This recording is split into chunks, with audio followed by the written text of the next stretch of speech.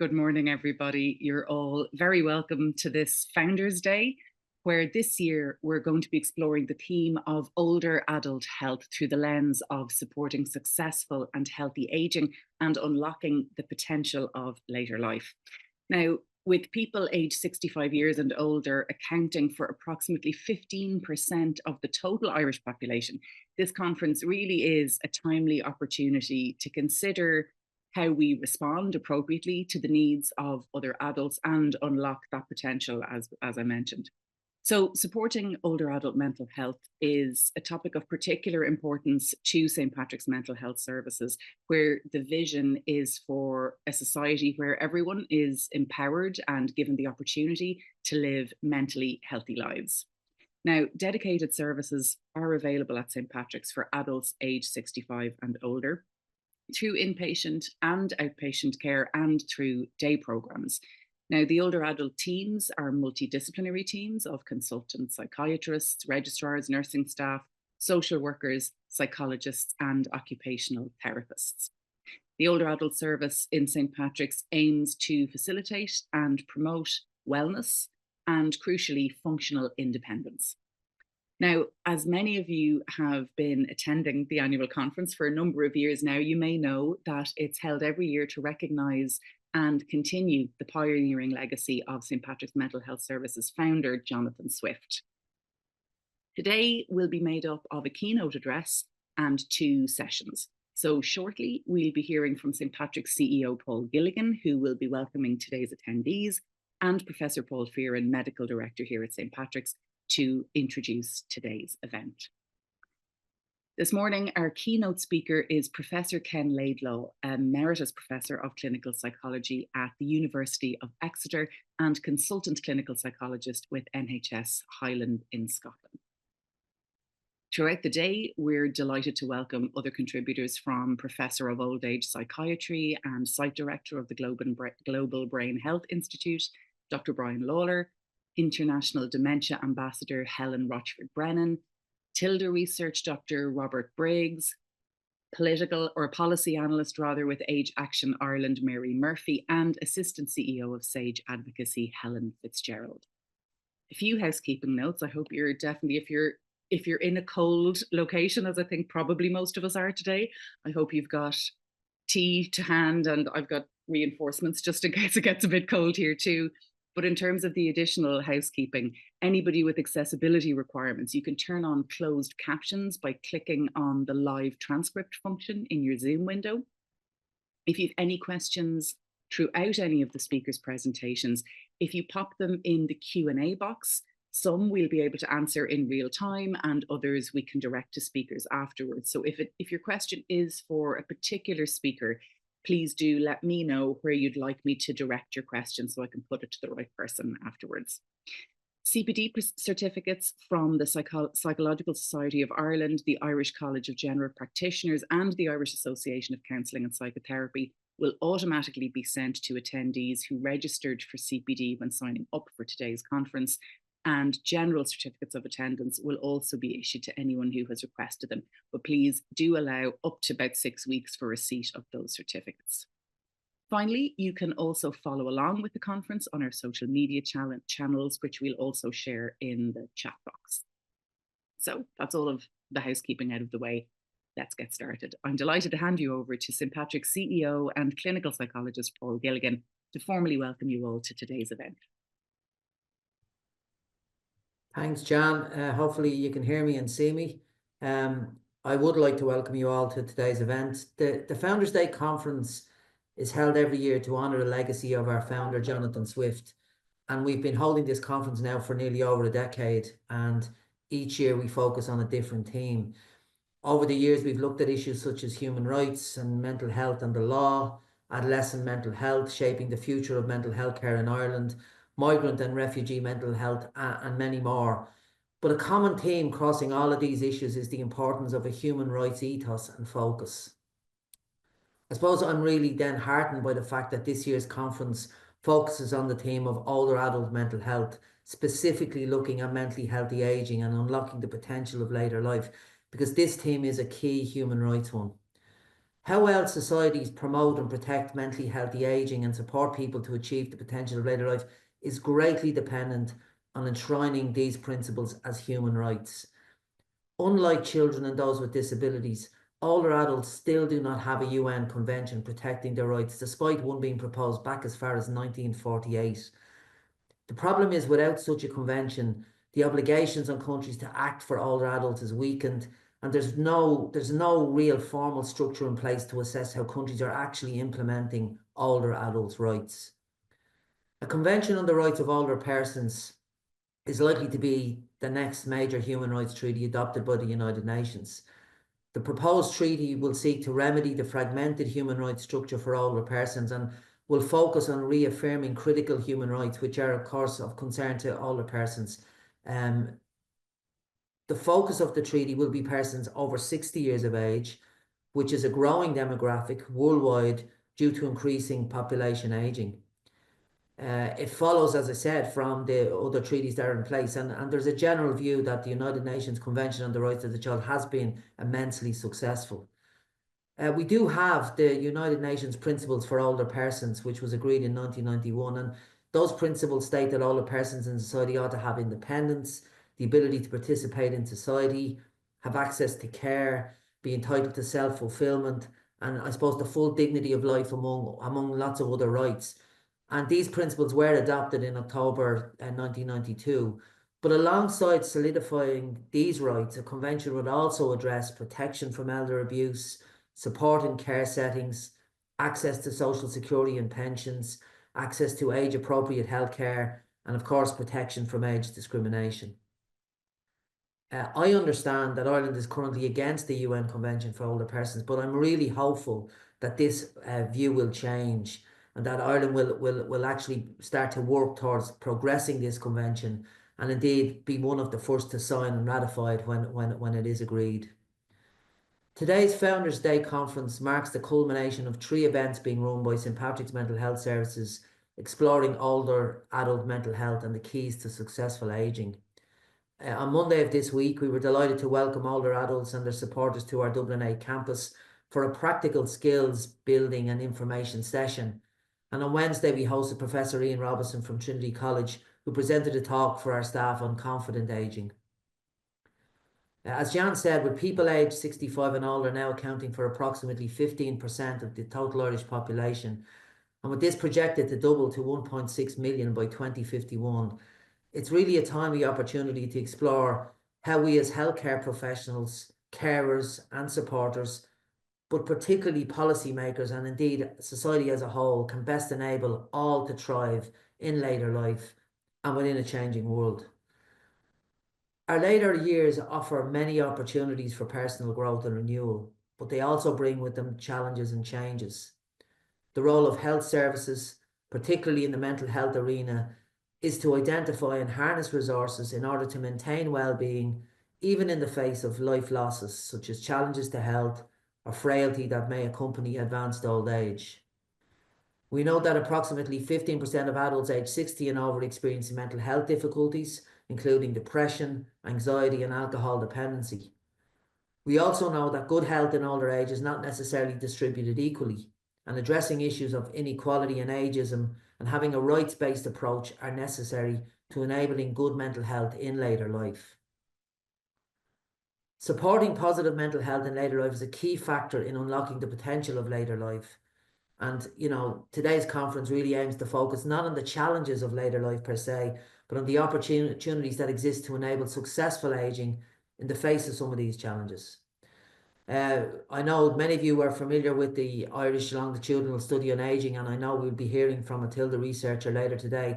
But I just wanted to draw your attention to some interesting findings from this study in the context of today's theme of opportunities. In Tilda, the average scores for older people on the quality of life scale was 75%. The best quality of life is experienced by older people with the highest asset wealth. However, the group of older people who have the lowest quality of life are not those who are worse off financially, but those who rate their health as fair or poor. Older people on the whole seem to perceive the ageing process positively, believing they have considerable control over the positive experiences of ageing, but of course less control over the negative aspects. Interestingly, Interestingly, when studied over 2 years, older people with more positive attitudes towards aging seem to live more healthy lives. Before finishing, I want to thank first of all, thank Jan, who's been a great supporter of our organisation, for facilitating and chairing today. I want to thank and congratulate Paul Fearon, Tamara Nolan and the Founders Day Committee for their continued commitment and hard work on Founders Day. I mean, this is a really important event for us. It's dealt with some really important themes, particularly today's conference, and a lot of work goes into this, additional to the everyday work that these people do. So I really want to thank them very much for that commitment. Paul, as Medical Director, continues to drive human rights recovery-based, accessible clinical practice, and indeed has taken on driving research in his role as Medical Director. And I want to acknowledge his hard work in that regard and congratulate him for the achievements that he's had in that regard. Mentally healthy aging can and should be our goal. If we can meet the emotional and psychological needs of older adults in a balanced and healthy way, we can significantly reduce mental health difficulties and create increased opportunities for positive mental health, enjoyment, and fulfillment in later life. This is a human right really worth striving for. Thank you very much. Thank you, Paul. That's great. Thanks for that. We'll continue on now with the Medical Director of St. Patrick's, Paul Fearon, and Paul is going to introduce our keynote speaker, Professor Ken Laidlaw. Good morning, Paul. Good morning, Jan, and good morning, everybody, and many thanks for coming along to today's Founders Day session, and thank you, Paul, for your comments, your very kind comments just there. We start planning Founders Day every year. It happens in late November, early December, but the Founders Day Committee tends to meet early summer. And one of our first decisions, obviously, is the theme for each Founders Day. And as Paul has mentioned, we usually try to capture a theme that has human rights implications and also is not just of mental health implications, but has societal implications. And arguably, the theme of today, unlocking the potential of older age, is overdue. I'd like to start, and I can do that even though Paul has done it to some extent, by thanking everybody for today, to Jan, to our communications department, to our Founders Day Committee, and to all the speakers who are going to present today, and indeed the speakers who presented over the last week, because one of the things we realised when we were organising today's event, it's called Founders Day, but it's been more of a Founders Week. As Paul has mentioned, we've had other events, and that was quite simply because there was so much ground that we wanted to cover that we felt we couldn't do it in one online session. We tried to keep our Founders Day sessions on the Friday so that they end early afternoon, because doing a whole full day of online conferencing can be quite taxing. And I'd like to thank and acknowledge all the speakers and presenters on both Monday and Wednesday. If one had to choose the two main challenges on a global level, and ones that are entirely predictable and readily sort of addressable, they'd probably be the changing demographics worldwide and probably climate change. And these, for most reasonable people anyway, these are two things that are going to happen, that we can put in place preventative measures and amelioration measures, and yet they're also joined in so far as, even though we know these things are happening and they're predictable, we're very slow at adapting to what's going to be inevitable over the next few decades, whether it's climate change and the increasing temperatures in the world and how that's going to affect populations economically, in terms of health, etc. And indeed, equally with older age, we're living longer, we're living, thankfully, more healthy lives, and that's going to be the increasing challenge. And I talk about a challenge, but always within these challenges are opportunities, and particularly in terms of the population getting older. Jan and Paul have mentioned that over the next 28 years, the proportion of the population in Ireland that are over 65 is essentially going to double. Alongside that, the younger workforce is probably going to shrink. this is a real opportunity for us to for those of us who are getting, and we're all getting older, but for those of us in those older age groups who have accumulated wisdom, experience, to play a more active and meaningful role in society than we may have done 40 years ago. And in fact, that whole sense of age and retirement is currently transforming and is going to continue to transform. I mean, I think the concept of retirement age is already becoming fluid and less meaningful than it was. 40 years ago, you did your job, you had a pension, you retired at 65. And in many ways, the age of 65 was regarded as kind of old age. And of course, not wanting to digress too much, but it's a somewhat artificial concept. As you probably most of you know, I think it was Otto von Bismarck in the late 19th century, who in a political masterstroke, he was the chancellor looking for re-election in Germany, and he was under real political pressure from the Marxist sort of hard left in Germany, and he decided to do something very left-wing, which is to introduce the first retirement age and welfare opportunities. And he set very cleverly, cynically but cleverly, the retirement age at 70. Most people think it's 65. It was actually 70 he set it at. But he did that in the full knowledge that life expectancy in Germany then was 40 years old. So the cost of the state was going to be minimal. Now, the German parliament about 15 years later reduced that to 65. But even 40 years later in America, the Roosevelt administration introduced a retirement age at 65. But again, in the knowledge that less than 60% of the American population would reach the age of 65. And of course, that landscape is now transformed utterly. The idea of dying at or before the age of 65 is now regarded as living a short life and cut short unexpectedly. And alongside that is what I find this really interesting, our expectations of what older age looks like and how we should act at particular ages. I'm always fascinated by these studies that occasionally appear in the papers about when they ask people of certain ages. We know you're, let's say, 65 years old, but in your mind, when you look at yourself in the mirror, what age do you see yourself as? And almost invariably, most people choose an age somewhere between 10 and 15 years younger. This is what they feel like. And sometimes people go as far as to say what they see in the mirror does not reflect the person that they feel that they are. And again, without wanting to digress too much, but I always find it fascinating looking at the James Bond movies, because in a sense they're a microcosm of, in a certain way, of how our attitudes and how we see people's age. They've been, as you know, it's a series of films that have gone on since they started in 1962 with Dr. No, and there've been a number of different actors, but I mean, Sean Connery, when he starred in Dr. No, was only 32, and he was regarded as pretty much over the hill as a Bond when he came back to do Diamonds Are Forever at the age of 41. George Lazenby, who starred in On Her Majesty's Secret Service, who to me looks like an early 40-year-old, he was actually still in his 20s when he starred in, he was late 20s when he starred in that film, which I find extraordinary to look at. Even Roger Moore, I mean, he probably did a couple of Bonds, too many, I think we'd admit. But he was 57 when he did his last Bond movie. But he would claim jokingly that, for the last two Bond movies, he had stunt, and he was being accurate as well. He had stuntmen doing his running because he had flat feet, and he was over the hill. Compare that to Daniel Craig, who took on the role 20 years later at the age of 38, and he played a rookie Bond. They rebooted it, and he played a young Bond who hadn't even had any experience in the role yet. And even when he retired, age 53, just a few years younger than Moore when he retired, he was still doing his own stunts, and the level of activity and expected of him as an actor and as a character was entirely different. So our own expectations of ourselves and society's expectations of us have changed radically. And I think in many ways, this is a really good thing, and it's a real challenge, and it's one we should embrace.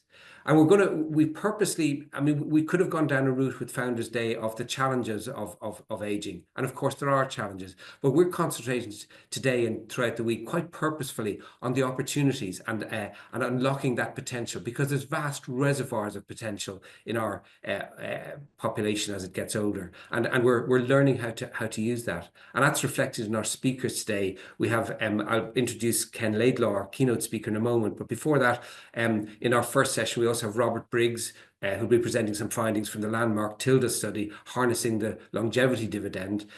Brian Lawler, whom many of us will know from Trinity, talking about the art of creative aging. And then we have Helen Rochford Brennan, a global dementia ambassador, who's going to be talking about facing Alzheimer's disease with courage, confidence, and hope. And in the next session after the break, we'll have Declan Lyons and his multidisciplinary team. Declan is one of our two consultants in older age psychiatry, talking about the importance of a multidisciplinary approach in addressing factors to do with aging. And then finally, we'll have a panel with Helen Rochford Brennan, Mary Murphy from Age Action Ireland, and Helen Fitzgerald from Sage Advocacy.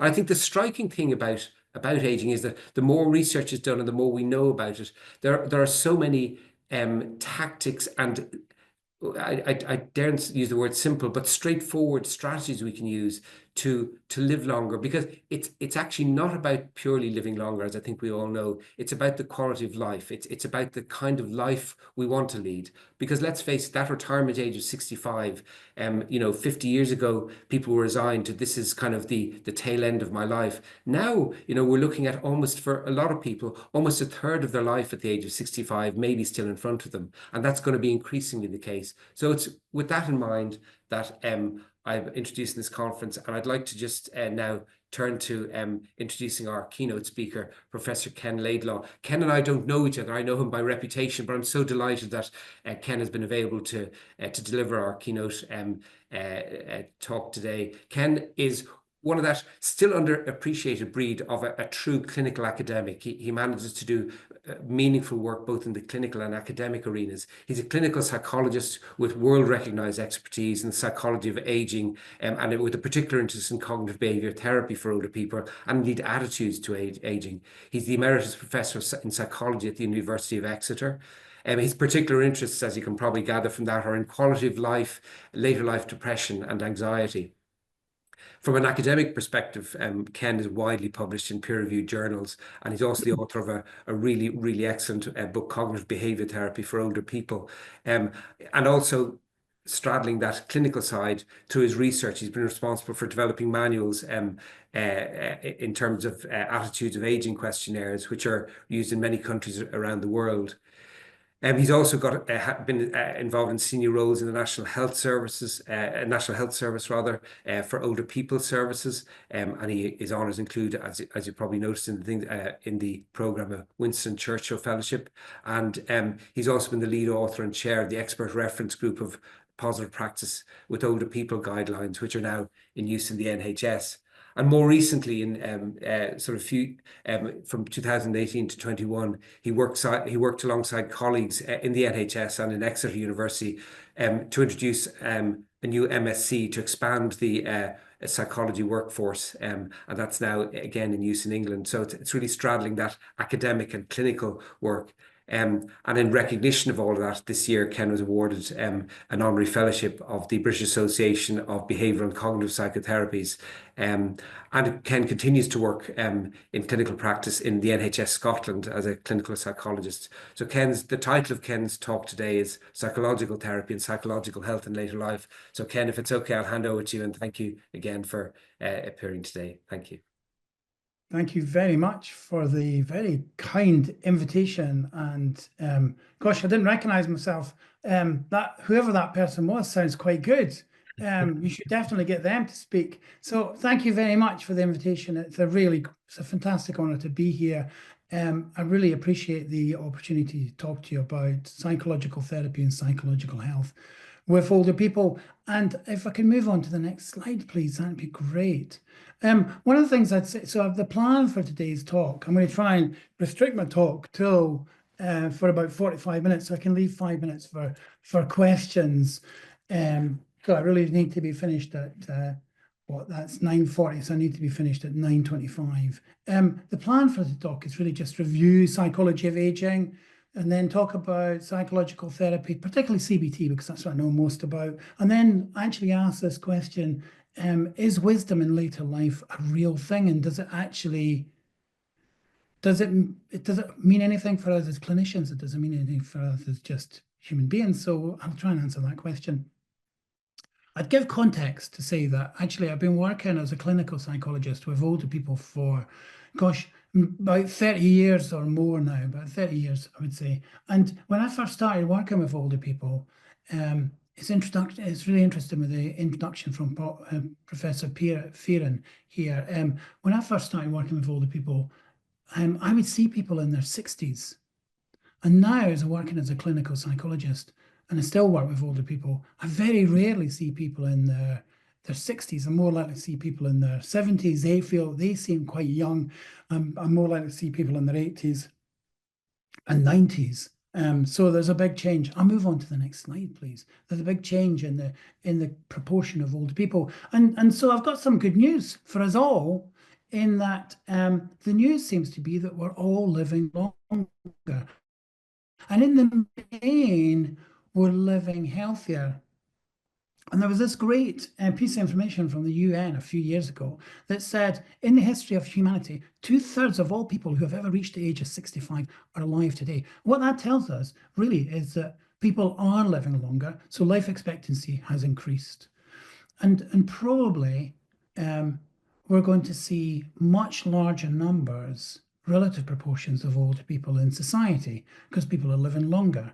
And what we also see is really that disability in later life, we've expected that not to increase in the same level as the numbers of older people, which means good news, means that basically we're living longer and we're generally living longer in good health. So there is something called constriction of disability, but actually properly called compression of disability. So the notion is that we shouldn't fear these longevity statistics showing that people are living longer, because there's some good news, and that actually older people are a very diverse, heterogeneous section of society, and there are as many experiences of aging as there are older people. So we shouldn't just have a stereotype of older people as people that are actually, it's all about loss or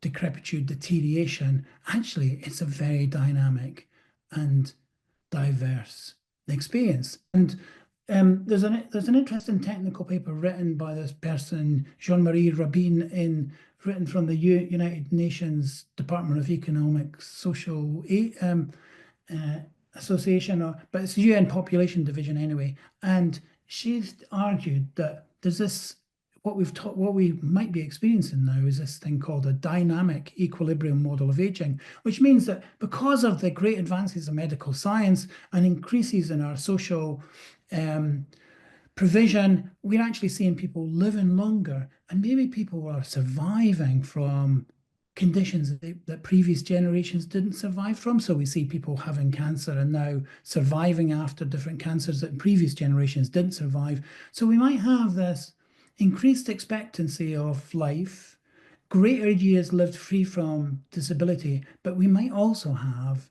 people who are survivors of conditions at previous other generations. So there's this dynamic equilibrium that we've got increases in life expectancy, reductions in morbidity, but still increased survivorship for people who may then have ongoing conditions. So, but the main news is that aging is not to be feared. Can I have the next slide, please? Thank you. And I'll just give you some figures from the UK. So there's an interesting report from the Centre for Better Aging, which looks at 2024, just published in the last couple of months, and it looks at the figures to do with aging in England. And you can see in the last 40 years, the number of people over age 50 has increased by 47%, and the numbers aged 65 has increased by 52%. But the largest increase is in the population that's often called the oldest old. People aged 80, 85 and above, they're the fastest growing section of society.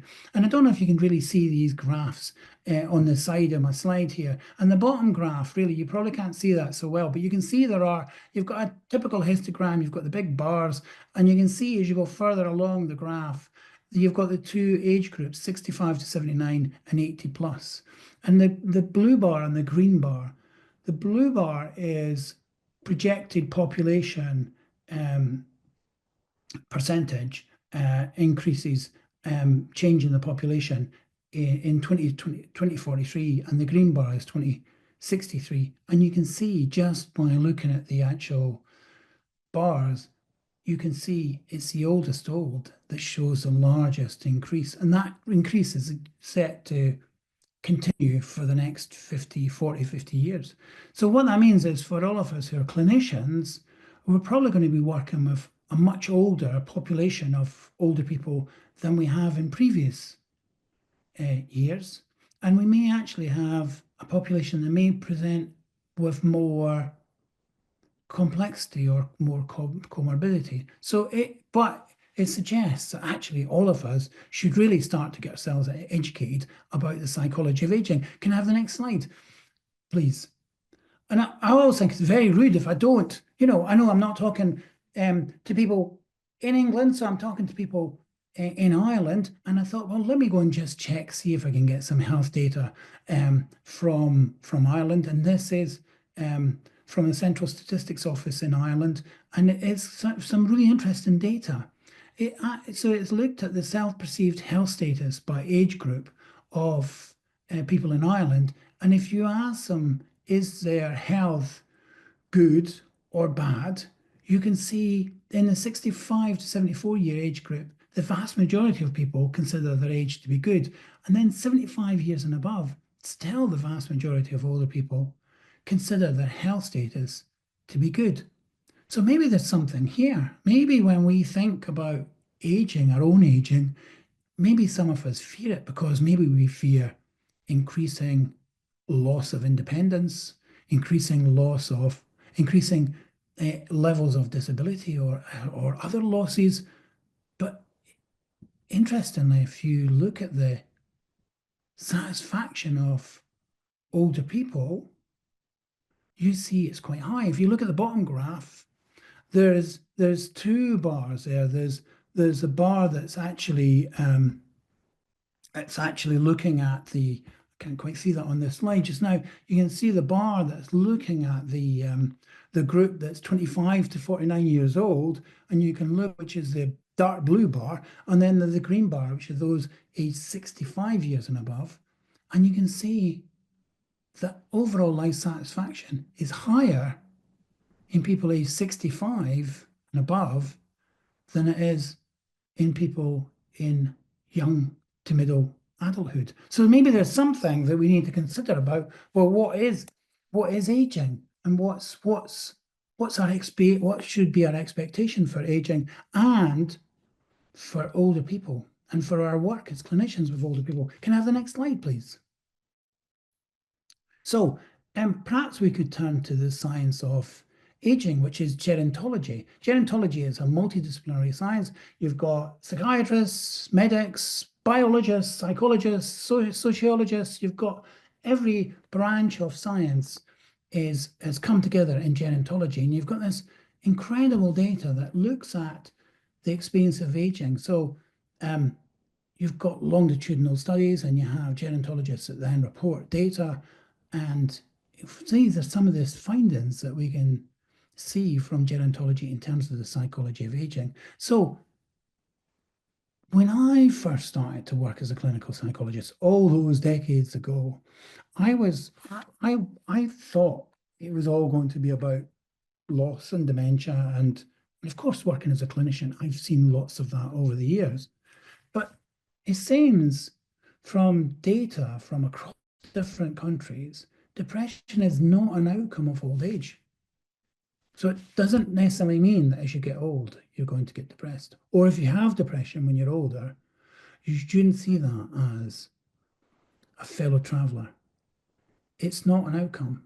It's not to be expected. And in fact, probably we can say that depression is not more common in older people, and there's some indications that suggest the rates of major depressive disorder might be less common in older people compared to working age adults. As people age, what's interesting is people report better emotional stability, and they talk about having better emotion regulation skills. And this data has come not from single studies that have just done a 1 point asking people. It's come from 10-year follow-ups of people where they report, as they've grown older, better emotional stability and being able to de-escalate situations. And maybe there's something in there. Maybe life smooths off some of our sharp edges. Maybe as we go through life, we realize ways to be, and maybe therefore we can expect better emotion regulation skills. Maybe we can expect better emotional stability. And there's, interestingly, if you ask people who are not depressed to talk about their life, to review their life, they often present a positivity bias. They'll talk about having overcome many different challenges and difficult times, but they then often say about, oh, well, that was really, I wouldn't wish that on anyone else, but it was really helpful because it shaped me into the person I am now. So this positivity bias that comes across in a number of different cultures. Then there's also this aging paradox. When we look at older people, we might see there's lots of, because aging doesn't come without challenges, so we all grow older, we can expect certain things will happen. But there's an aging paradox. If you look at older people with lots of challenges associated with aging, and if you ask them about their life satisfaction, often those folks talk about high levels of life satisfaction. So it's a paradox. From the outside, it might look like, oh, that's difficult, but from within, maybe we experience it differently. And interestingly, if we look at life satisfaction and happiness, and we track over the years, there's a really interesting finding that comes out that well-being, happiness, and life satisfaction is a U-shaped curve. So it's higher when we're younger, it gets really low at midlife, and then it starts to increase again as we get older. So it's a U-shaped. Can I have the next slide, please? And this is data that's come from somebody called Blanchflower, who has done this research. He's looked at all the life satisfaction and happiness data that different countries around the world have been collecting for years. And he's gone and he's done this massive project, and he's looked at all this data, he's found the data, and then he's tracked it out in these graphs, and he's noticed that life satisfaction and happiness seem to form this U-shaped curve. And he says the evidence of the existence of a midlife low in well-being is amongst the most striking, persistent, and consistent patterns in social science. So the notion is midlife seems to be the point at which we report high level of challenges. And as we grow older, we see life satisfaction and well-being increasing. So perhaps as we age, we become more relative about our expectations for ourselves when we age. And maybe when we get there, maybe it's not as bad as we might have feared. Can I have the next slide, please? So this is what a U-shaped curve is. So if you look at it plotted across the bottom of the age, and you can see it goes from age 16 to 80, and you can see it gets a bit patchy when you're above 70, the data above 70, because the data's not as well collected. But you still see this U-shaped curve. So what's going on here? How is it that there's a midlife low? Maybe when we get to midlife, maybe some things happen as we'd expected. Maybe life turns out as we expect. Maybe we've achieved everything we thought we'd done and more. Maybe we haven't. Maybe things happen in midlife where, our relationships may change. They may break. They may not break. Maybe we've achieved everything, and sometimes we look forward to the future with hope. Sometimes we look forward to the future with dread. Maybe there's lots of reasons why we have this midlife low. Now, I'm not suggesting that midlife is the most challenging stage of life. I guess what I'm trying to say is this U-shaped curve maybe challenges to help us think about our stereotypes that we might possess for what growing older might look like. and for expectations about working with older people. Because maybe every stage of life has challenges, and maybe midlife lows remind us that there's lots of different challenging periods, and maybe growing older is just another period of life that we look forward to with the different challenges and opportunities it brings. So move on to the next slide, please. So I'm going to talk about psychological therapy with older people, and there's this interesting work that has been done. When I first started working as a clinical psychologist, when I was doing my training more than 30 years ago, the consensus was you couldn't do something called psychological therapies, or you couldn't do something called cognitive behavior therapy with older people. It was thought that people didn't have the ability to change. And that there was a notion amongst psychotherapists that older people were stuck in their ways. And so therefore you couldn't do psychological therapies with older people. Thankfully, I ignored that. And because I wanted to do psychological therapies with older people, because I thought, what's the difference between older people and us? And the difference is nothing, as far as I could see.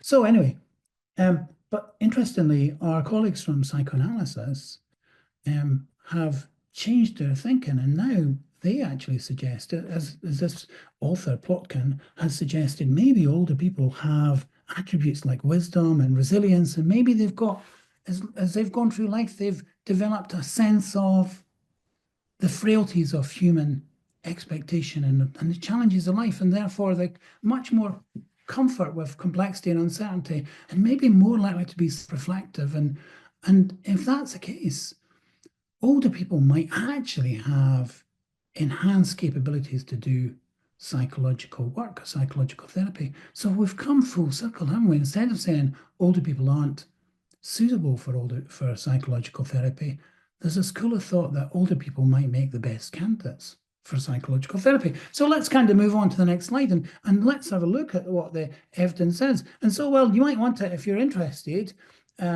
it's been name checked already, you might want to look at the older people's positive practice guide. It was produced by Age UK.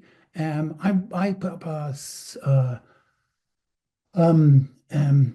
expert reference group, and we worked on it, and I was the lead author of writing the positive practice guide with colleagues from Age UK, and it's hosted by the British Association of Behavioural and Cognitive Therapy website, and it's free to download if you want to look at it. It's got up-to-date information and hopefully useful information about how you do some psychological therapy with older people. And I'll move on to the next slide. So what might be the challenges if we're thinking about, should we do psychological therapy with older people, and why on earth wouldn't we do that?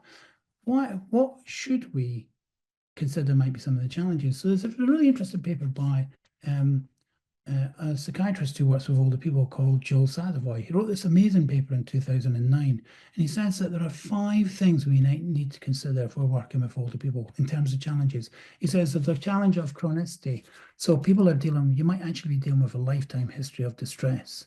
People might have had a whole lifetime experience of depression. They may have had 6, 7 or more episodes of depression over their life. And that actually, chronicity can sometimes be a bit of a consideration to take account of. And there's continuity, decisions made earlier in life and now lived with. So for example, we know, and it's less so now in terms of the generations of older people we're working with now, the cohorts we're working with now. You might have people who stayed in relationships because that was their expectation. And so you work with people who maybe have this relationship that's never been a strong affectional bond. And then maybe the lady you're working with tells you that she's been married for 65 years with her husband, but her husband's developed dementia and she's never cared for her husband, but now she's his primary caregiver. So continuity, decision made earlier and then lived with later in life can be an issue. Context, obviously, the context is that we all live in a society that actually has negative stereotypes about aging. we internalize that. We actually take on those beliefs. We might not even be aware of it. And so sometimes when you're working with older people themselves can be quite ageist. So they might have some negative stereotypes about aging. And so you might have to deal with that, because people might expect that if they're depressed, the reason they're depressed is because of their age. And then there's complexity. You've got different value systems. We may be working with people who were born 60 years before we were, and they've got different value systems from what we've grown up in and what we believe. And so that can sometimes present a challenge when you're working as a psychological therapist. And then there's comorbidity. Psychologists working with older people can get often, they're often okay about working with comorbidity, but somebody who's not used to working with older people might get a little bit anxious about the level of comorbidity. But, you know, people manage these conditions. Can I move on to the next slide, please? Move on to the next slide, please. Thank you. So I do lots of training workshops where I'm teaching people how to do CBT with older people. And I always ask people, before I do these workshops, I often ask these groups, what challenges do you as therapists foresee in delivering CBT with older people? And these are some of the interesting insights that we get from people that might have, who are experienced psychological therapists or even psychological therapists in training. These are the things they often are worried about in terms of doing CBT or doing psychological therapy with older people. So sometimes people are worried that the fears that people have about decline in health might actually be difficult to challenge, and that actually people are facing realistic challenges that we as psychological therapists might not have anything to deal with. And there's often feeling that actually older people might be a bit more complex. Their presentations of depression or anxiety disorders might not fit neatly with the protocols that people are taught. And then there's also the thing that younger therapists are often anxious about working with older clients, because the clients might think, oh, this person's far too young, will they be able to teach me? And so, and also there's a lot of concern that older people might not have high levels of psychological mindedness. So what we do is, in terms of these CBT workshops, is we overcome some of these challenges, because, do you know, in terms of CBT, what we understand is it's not the situation that causes people distress or causes people problems, but it's the way we think about it. So whether or not the problems people are experiencing are, in that sense, you know, real thoughts, you know, about realistic world-wide challenges like physical health problems or cognitive impairment, reduced mobility, it's the way we think about it. And depression or an anxiety disorder always makes the experience of living with these challenges much worse. And if we can do something about that, we can always do something about improving people's well-being and quality of life. Can we move on to the next slide, please? I'm aware I'm going to have to start rushing forward. I've just got a couple of just very quick examples. Unfortunately, I can't go through them in too much detail. They are real people from clinical practice, but these are not the pictures of them. And some of the details have been changed to keep people's anonymity. And let me just tell you about Mrs. Black. Mrs. Black lives on her own, 86 years old, has lots of physical problems. She was referred to an NHS service, and she was NHS talk and therapy service, and she was rejected. And so she came to me as a psychologist who works with older people, and I saw her, and her problem was that she would wake up in the middle of the night and she'd have these panic attacks, and that she was afraid in the middle of these panic attacks that she was going to die, and she was going to die alone. And you might think, well, what do you do with somebody like that? Well, actually, what you do is you say, well, how many times have you had these panic attacks? And over the course of the year before she'd seen me, she's had them most nights. And when the symptoms are at their peak, when she's in the middle of her panic attack, she's convinced she's going to die. But if she's had these for the best part of a year every night, there's hundreds of occasions when she thought she might die and she hasn't died. So you could simply ask Mrs. Black, what sense do you make of that? What does your experience tell you? In contrast to your fears. Maybe we could move on to the next slide. And in terms of helping Mrs. Black understand that she's having a panic attack and not a heart attack, you can kind of do standard things that we do in psychological therapy called formulations. So, and in dealing with panic disorder, you've got things by David Clark and Paul Sarkoskis where we kind of just simply draw out the process of what happens. And with Mrs. Black, this helped. And it's nothing special that's been done here. It's just a standard application of a protocol. Maybe anything, if there's anything that's been done that's different, is the fact that Mrs. Black is in her mid to late 80s and she's got a number of comorbid physical problems. She doesn't neatly fit the standard protocols, but still she benefits. Can I move on to the next slide? I've got another kind of clinical example, and this is Leonard, 86 years old again, primary caregiver of his wife had dementia. Unfortunately, she passed away. And after she passed away, Leonard really struggled. He said, "We've been entwined for 65 years. I'll miss her for the rest of my life." And he made 3 suicide attempts when he was dealing with his grief. And I was referred Leonard, and I saw Leonard. And at the time, he was in a lot of distress. He'd lost his wife. He'd lost his role. He'd lost his way. Interestingly, you might think, well, what do we do? Well, you know, the thing is, when we experience loss, he's right. Leonard's right. He will miss Glynis for the rest of his life.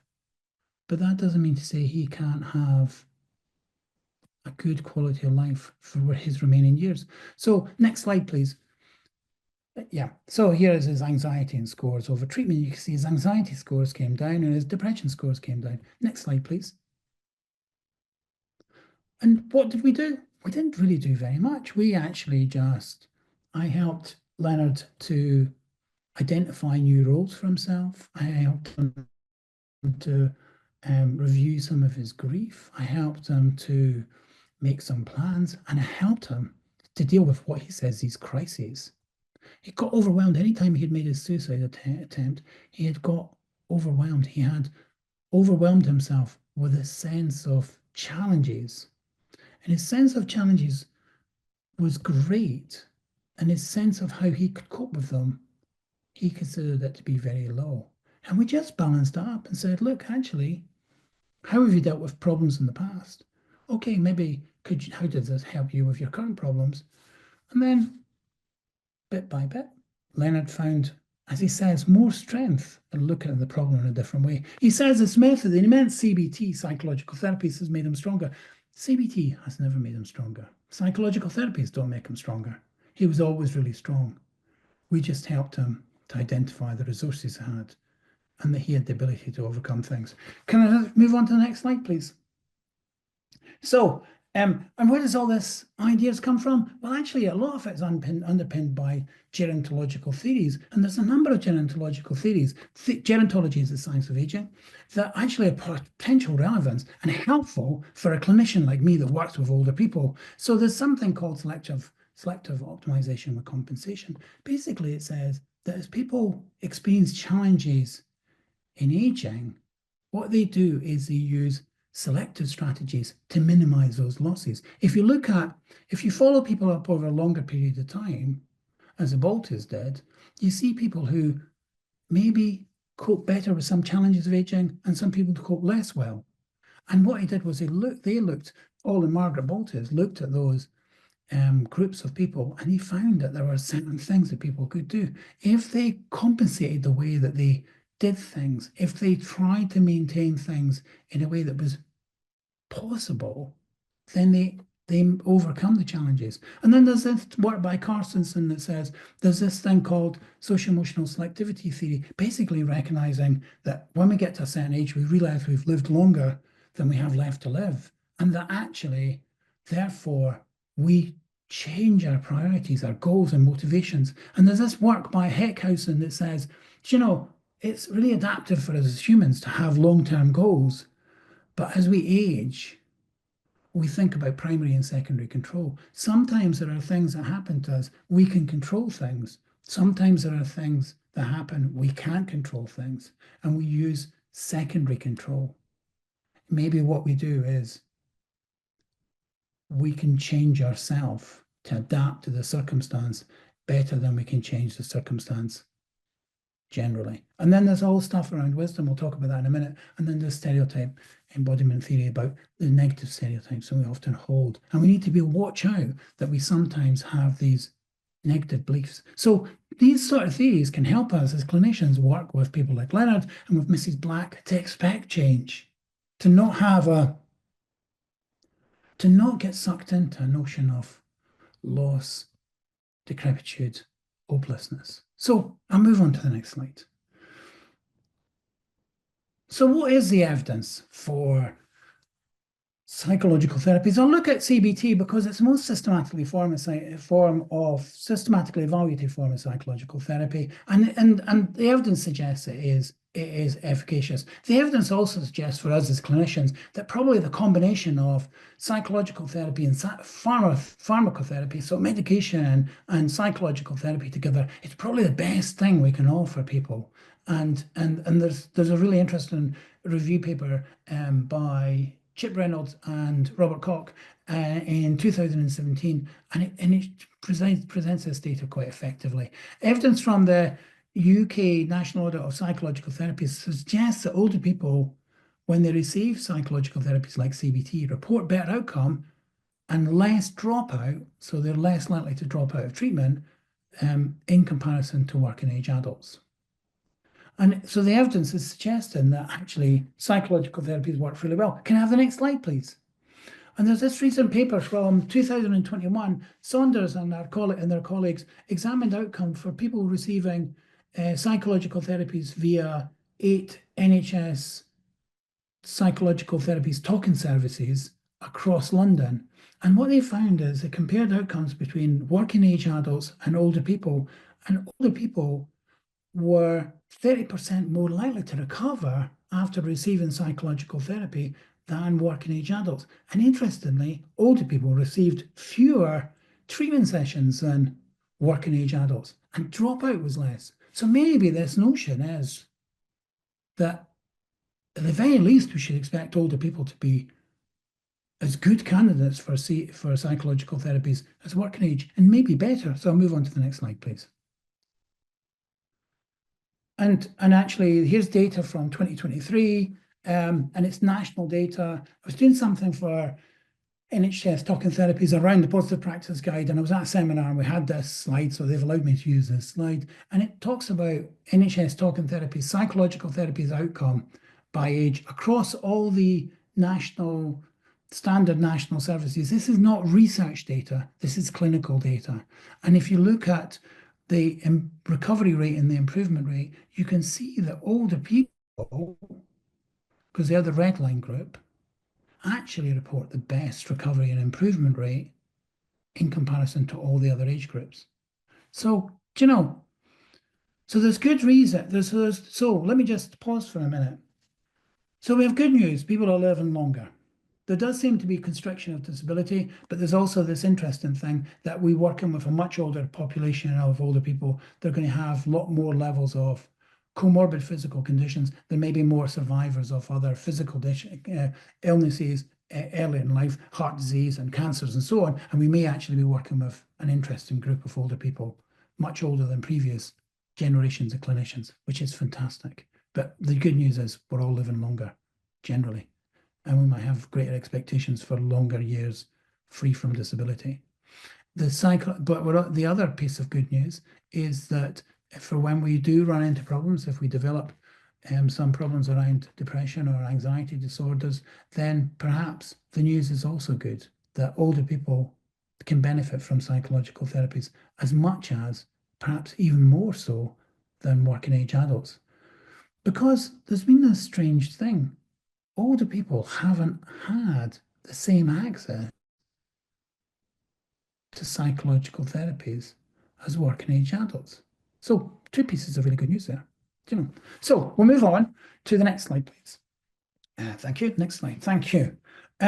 So maybe in the final part of talk, I've only got 10 minutes, you'll be glad to know. I'm only talking more for 10 minutes. And maybe we need to think about, well, is wisdom something we should consider? Because there's this common notion that actually wisdom is associated with growing older. Unfortunately, wisdom is nothing to do with growing older. The good news about that unfortunate statement is that we can become wise at any age. And wisdom is a really complex phenomena. And if we think about it, there's a psychology of wisdom now, which has been developing from about the 80s onwards. And there's a notion that wisdom is probably a multi-dimensional psychological construct. People who have higher levels of wisdom often report better health and well-being.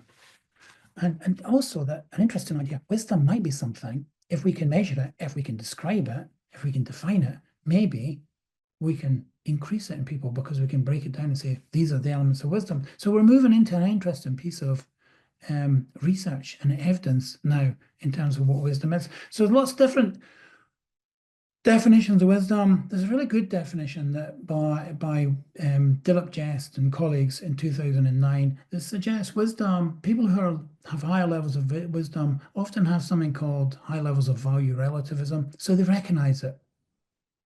We're not all the same. And that the way people think might be different, but there's value in that.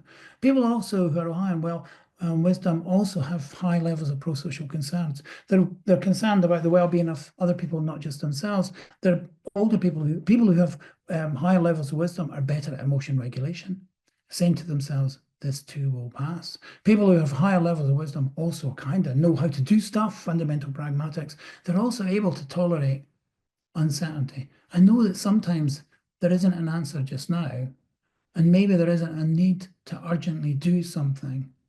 And then people who've got higher levels of wisdom are thought to be more reflective. I'll move on to the next slide. But wisdom is really a complex thing. Wisdom and growth in wisdom might occur after people have challenging life experiences. But actually what you have is more likely to have adjustment and some change, but not necessarily wisdom. Wisdom is uncommon, and wisdom really requires people to really reflect on their experiences in a way that's really willing to examine all aspects. So it's an effortful thing, but it's possible. And there's some really interesting work done by this group of researchers, Westray and Gluck, who are kind of produced this interesting model of wisdom. I'll move on to the next slide, please. And I've been interested in wisdom for a while because I wondered if wisdom might be something that we could use with our clients. So over the years, I've worked with many older people who I've just looked at these people and I've seen they've told me their stories of their lives, and I've just been in awe of them. I see them as incredible individuals, but they will tell me things like they see themselves as worthless. And Rosemary is one of those clients. She's 77 years old. She lives on her own in a rural setting. Her husband died about a year ago. He ended his life. She's been experiencing a lot of anxiety since then. Can we move on to the next slide? She's an incredible woman. And when her mood is low and she's got also a lot of anxiety, she'll say things to herself like, I'm disappointed I'm like this, that I'm living life in a miserable way. And she'll say things like, my life has become meaningless and I'm not going to get any better. And the thing is, look at her and go, gosh, you're an incredible person, you're a strong person. And so we've done things like the standard things you do in CBT as you go through these thought diaries. We've done that. And actually she's able to take that negative thought, my life has become meaningless and I'm not going to get any better. She's able to challenge it and then come through to a different perspective, which is, I'm going through a bad time just now, but I have some good moments. There is hope. So that's good. Can I move on to the next slide, please? But maybe wisdom, if we can do something called wisdom enhancement in psychological therapies, and particularly CBT, maybe we can make use of Rosemary's life experiences. So Rosemary says, I'm a worthless person. And I can't agree with Rosemary's conclusion. Because when I looked at her timeline, the notable events from across her life, You see, she's an incredible woman. She went to study science at university in the late 1960s, mid to late 1960s, graduated in 1970. She was amongst the very few women in her class. And then when you start talking to her, you realize she's a pathfinder. Do you know, when she grew up, she couldn't see very many female scientists. And there's this notion, isn't there, now that we have, if you can't see it, you can't necessarily be it. And she is a real pathfinder, and yet she sees herself as a worthless person. So what we've done is we go through the timeline, and then I get her to reflect on her experiences and then say, what sense do you make of that? And after reviewing the timeline, she says, I've been through difficult times. I've been through difficult things before when life felt hardly worth it. I can come through difficult times. The timeline might be a way of helping people to develop wisdom from their experiences. And it might be a way of helping people to become more compassionate and self-accepting of themselves and recognize maybe they have more resources to deal with situations. And maybe a timeline is a useful strategy when a person says they're a worthless person. Because we as psychological therapists or as professionals, we can say, oh, you're not a worthless person. But while that person might like to be told that, it doesn't have any meaning for the person. Next time they have a crisis or the next time they feel low, that's going to come back. Maybe the timeline is a way for a person to challenge this terrible belief that they're a worthless person. Maybe they can use their own information and say, actually, you're a trailblazer. Actually, you've overcome really difficult situations. What does that tell you about yourself? Moving on to the next slide, please. So that's what wisdom enhancement is. And it's really based on this really simple notion that when people have lived longer than us as psychological therapists, we might have skills around psychological treatments, but people have life skills. And maybe if we put them together, maybe that can be a really powerful thing for helping people to understand how they can change and grow and overcome difficulties. It may be a really important way to empower people to expect to change and to expect to have a better quality of life and to expect that depression or the anxiety disorders they have are not unchangeable and they are not an outcome of old age. Moving on to the next slide, please. Some colleagues have done some research. I kind of helped put the protocol together, but I wasn't involved in the actual delivery. I was involved in writing up the results with colleagues. And there's this paper we did a single case series, 6 older people aged 68 to 84 took part in this small trial looking at, do these timelines help people to develop wisdom, and also do they help people to reduce the levels of depression or anxiety. I'll move on to the next slide. There were 6 people. And you may be able to look at these slides in your own time. You'll see the 6 individuals. All of them have long histories of depression. A number of them have been on different types of treatments without necessarily any great success. Move on to the next slide, please. And this is some of the data. 4 out of the 6 people, nobody dropped out of the study. It was a small trial, but it was an intensive trial. Nobody dropped out. 4 out of 6 people we considered to be treatment responders. And that means that they improved significantly. You can see participant 1 is a responder. You can see that graph. It shows that their scores on the depression and anxiety measures went down. Treatment 2 was also a responder, because you see from the graph. Participant 4 was a non-responder because the scores are too variable. Participant 1, a treatment responder, person who got much better, says, after these timelines, I've come to realize I'm not as useless as I feel. I seem to be able to cope with whatever life throws at me. I feel more hopeful that I'll overcome my difficulties.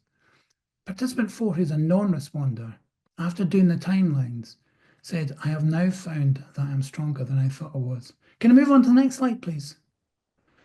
We've got more of the same for these participants. I'll just move on to the next slide because I'm aware that I'm running out of time. When we do these timelines, we've got specific questions. They're all called Socratic questions. We help people to do things like do a reappraisal of the event. What does that, looking back at that event, what does it tell yourself about how you manage now, looking at it now? We ask questions like, if you could go back in time as you are now and talk to your younger self, what would that say? What would you say to your younger self about how you coped? So people often pick really amazing moments. They sometimes go back 50, 60 years and say, I would tell myself, you're doing the right thing. I'll move on to the next slide, please. So in conclusion, when we do psychological therapies, and you can be CBT or any other form, we can expect to be challenged as practitioners. And surely that's a good thing.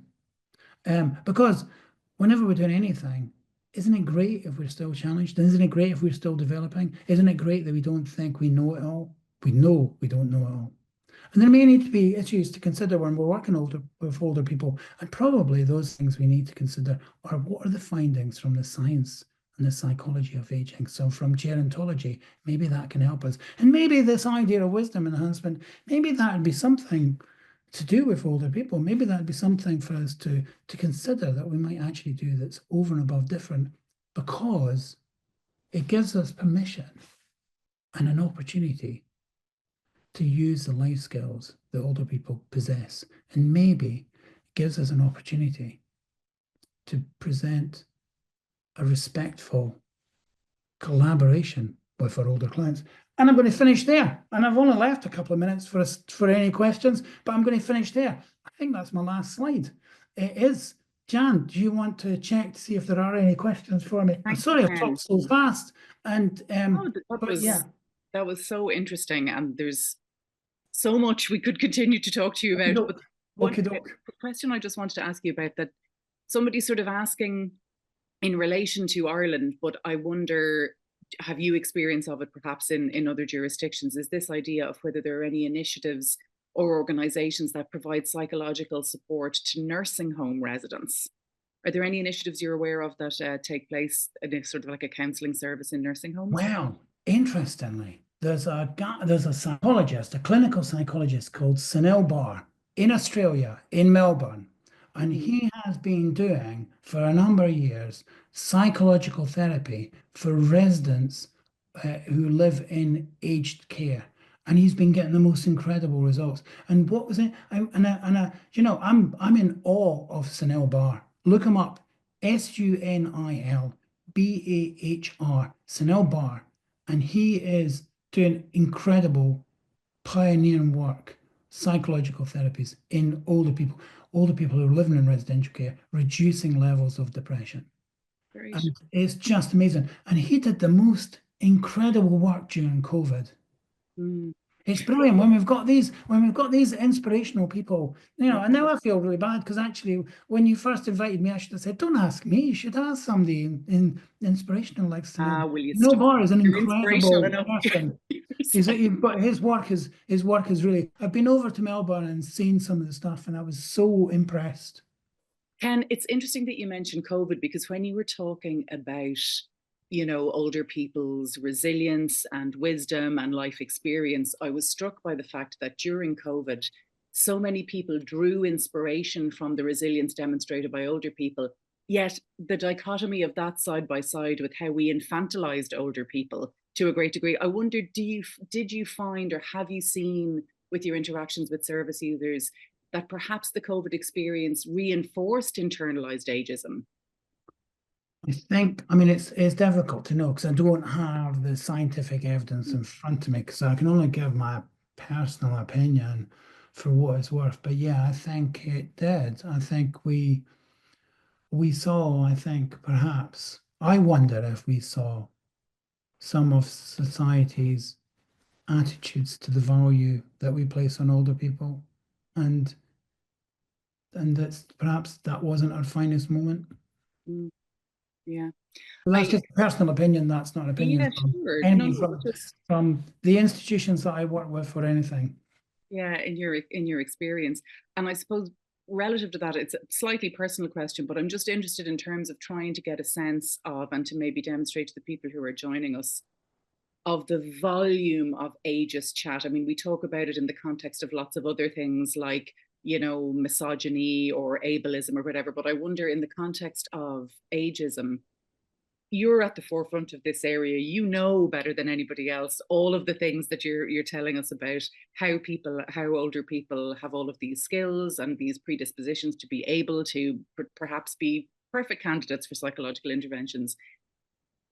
In terms of your own internalized ageism, do you find that your work has helped to turn the volume down on that? Like, are you a perfect candidate who has no internalized ableism, or is the volume of society's, or ageism, I should say, the volume of society's ageism so loud that we're constantly having to work against it and consciously work against it? Well, I mean, gosh, that's a really interesting question, and I wish we had another hour. But the person I would direct people to look up the work of Becker Levy. Becker Levy has been really looking at stereotypes of aging, and she's noticed that these are prevalent in our society, and people can internalize them, and therefore you almost set up self-fulfilling expectations. So it's really phenomenal work that she's done over many years. So Becker Levy, she's at University of Yale. She's a phenomenal researcher. And she's talked a lot about that. And in terms of my own aging, I mean, I'm in my 60s now. I'll have my 63rd birthday in about a couple of weeks' time. So, but I think as you go through life, you do meet challenges. I think there are challenges of experiences that challenge your notion of aging. There are things that happen in life, and certainly that's happened both to me and for people that I love and I care about. But I guess I do think I'm living the research that I've read about, but maybe that's biased because maybe that's informed my expectations and my viewpoint anyway. So yeah. I've seen that I've become quite relative about aging as I've grown older. I think I have become I've developed better emotion regulation skills. I used to be really sparky when I was younger. Still am quite sparky, but I hope that my sharper corners have been smoothed off of age. So a lot of the stuff I read about, I kind of feel like I'm living it. So, yeah. which is good because then I think it makes me a bit more congruent in what I'm saying. Now, what I'm saying might actually be false. It might turn out to be false. It might turn out to be rubbish. But, I'm saying it with full congruency. There's a question here from one of our participants, Aideen, who's wondering, what is your experience of psychological therapy and its effectiveness for older adults who might be experiencing memory issues, mild cognitive impairment, neurodegenerative conditions? Well, there's again, I'll name check other colleagues. There's work that's been done at UCL. There's a guy called Josh Stott. There's a researcher, Professor Georgina Charlesworth, and there's Professor Amy Spector, and there's Professor Martin. I can't remember Martin's name, but they are all doing work looking at psychological therapies for people with dementia. There's some really interesting work that's been done in other parts of the world that's starting to show that there's real optimism for psychological therapies for people with, say, depression or anxiety disorder in dementia. The reality is, I think we need more provision of support for if people are being given a diagnosis of dementia. There's lots of consequences because you know your future may be different from what you hoped for.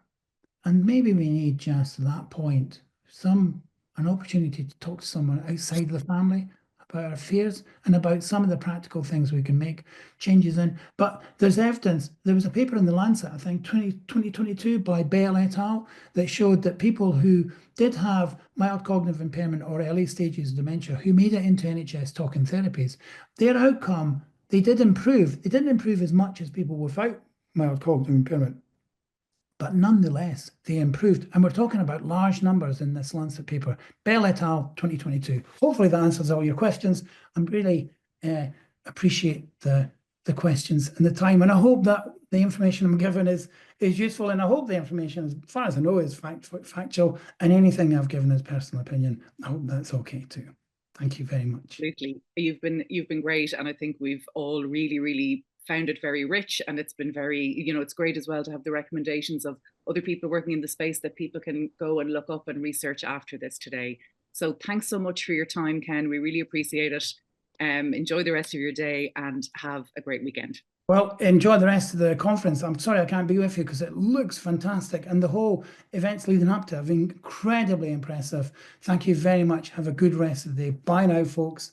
Bye now. Bye. Take care. Bye-bye. We're going to begin our next session now. Sorry, I'm chasing the sun around my room here, so excuse me if you find me squinting or moving in strange ways. Our session now, we're going to feature 3 speakers, and hopefully we'll have time for some questions at the end. And again, just to remind you, if you direct your question, if it's for a particular person, if you let us know in the Q&A box which person it's for, that would be great. So we're going to be speaking with Dr. Robert Briggs, who's a researcher with the Irish Longitudinal Study of Aging. We're going to be speaking with Dr. Brian Lawler, who's Professor of Old Age Psychiatry and Site Director of Global Brain Health Institute at Trinity College. And acknowledging sort of the importance of hearing lived experience when coming together to identify needs and explore appropriate responses, we're going to be speaking with Helen Rochford-Brennan, who's an International Dementia Ambassador and a member of the European Working Group People with Dementia. But we're going to begin this session now with Dr. Robert Briggs from Tilda. You're very welcome, Robert. Hi, everybody. Thanks for having me. I hope everybody can see the slides there. My name is Robert Briggs. I'm one of the geriatricians or doctors who looks after unwell older people in St. James's Hospital, and I'm presenting actually from St. James's Hospital this morning, so hopefully we don't have many interruptions. I am going to talk on or give an update on some of the data from our Tilda study, and I'll talk a little bit about what Tilda actually is for those who aren't aware of it. And I suppose the title is Harnessing the Longevity Dividend. And I suppose what it will focus on is just lessons from Tilda that show how we can make the most of later life and the extra time that we have now that life expectancy has changed so much in the last few decades. So I suppose the first thing is that Ireland is a rapidly aging country. If we look back to 2014, and I hope you can all see this on the slides, there was less than 600,000 people in the country aged 65 or more. And now in 2024, that's well over 800,000 and is projected to continue growing significantly. A baby born in Ireland now has a very reasonable expectation that they would live well into their 90s. And that's reflected by the graph on the right here, which just shows how population demographics will change, are predicted to change in future decades. And you can see very clearly, for example, in just over 10 years' time, in 2037, it's projected that we'll have almost 200,000 people aged 85 or more living in Ireland. And the term used to describe this kind of really significant change in demographics and life expectancy is the longevity dividend, because it gives us, I suppose, longer time to live, to enjoy things and to achieve things, and is, I suppose, very much something to be celebrated, and certainly a success of modern medicine, that we have had such a significant change in life expectancy in recent decades. But unfortunately, it's often not viewed that way by the population or by the media or beyond. And these are just some headlines from recent media articles, just kind of demonstrating, I suppose, how aging can be viewed at times, or how older age is viewed. So you can see older people may be referred to as, unfortunately, as bed blockers. And this kind of very positive change in life expectancy and demographics is being likened to a tsunami at times by other headline writers. And the term silver tsunami is something actually that's become, I suppose, a term that's used, it's a pejorative term, but it's actually used quite widely to describe how this demographic change. And then as you can see, just the headline more recently, how the population that's aging have been described as taking their toll on different parts of society, including the health system. So while the longevity dividend is something to be celebrated, I don't think it unfortunately often is.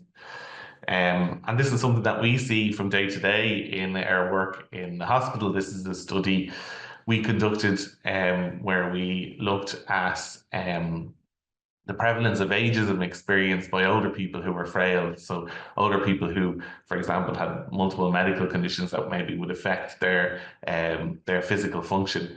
And we interviewed a bunch of them over the age of 70 and found really striking findings, really, that 9 out of 10 of these older people experienced some form of ageism in their day-to-day lives, that half were exposed to ageist messaging, whether that's in television or media or beyond. That 5 out of 6 of them experience interpersonal ageism. So that's ageism in their kind of everyday interactions with family or with colleagues, or just even with people in chaps or in the community in general. And then I suppose it's kind of most strikingly that 2/3 of older people actually held ageist beliefs themselves, that they felt that older age maybe wasn't all it was supposed to be. And I suppose these findings are very striking and very, I suppose, disappointing. And it's something that I suppose we need to work on changing. We did a further analysis and just demonstrated how ageism really significantly independently affects quality of life for older people, and that's what's shown in the graph at the bottom. So part of the response to ageism, or part of what we can do with ageism, is use data to learn more about it and to look at ways where we can improve things. And I might be biased, but I don't think there's any better data resource in Ireland, or better, more comprehensive study in Ireland on older adults than the TILDA study, which is the Irish Longitudinal Study of Aging, which is running now for over 12 years at this stage. And essentially what the TILDA study is a longitudinal study where we recruited at wave 1 back over 12 years ago. We recruited over 8,000 older people in Ireland. And this is the map here. The map shows just where those TILDA participants are located. I suppose one of the really important things about TILDA is that it's population representative. So each older person in the country had an equal chance of being involved in the study by the way we recruited people at the start. And there was a 1 in 156 chance of being represented in the TILDA study. So from wave 1, then we followed the participants, or we have followed their participants every 2 years from wave 1, and we're now in the middle of wave 7. So that's 12 years afterwards. We have really, really rich, informative data on a wide range of aspects of the lives of older people, whether it's mental health, whether it's household structure, education, social participation, and obviously objective health measures as well. And I suppose the very lofty goal of TILDA is that it's aiming towards making Ireland the best place in the world to grow old. And another important thing to note is that TILDA is harmonised with similar studies of aging all around the world. So lets us really compare the Irish experience to, for example, the experience of getting older in the United States or Brazil or parts of Asia as well.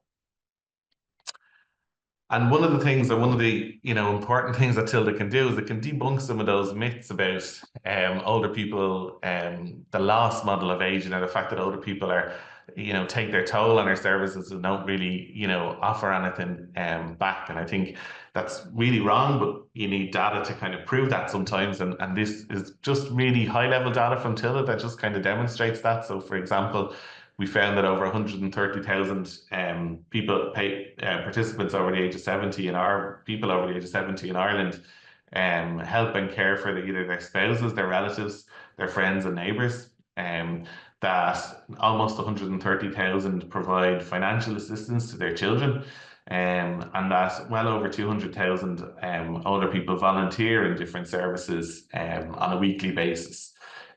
So really, I suppose, demonstrates the vibrancy of later life and debunks some of those myths that we've talked about previously. I suppose the other important aspect of Tilda is that it can give us information about how best to kind of harness this increased life expectancy that we've seen, so that we can compress morbidity, so that in later life, rather than living extra years, we're living extra years that are healthy, and that let us kind of get the most out of living those extra years, and most function and most enjoyment. And it has given us, because of its longitudinal nature, really important insights into that. And I'm going to just talk very briefly about that. So from the Tilda study, I suppose we've got these 3 golden rules for healthy aging. So from our experience within the study, these are the 3 key things that we've seen since the study started in wave 1 to now, over 12 years later. The 3 key things to promote healthy aging, or the 3 key golden rules that we would say have an evidence base for that.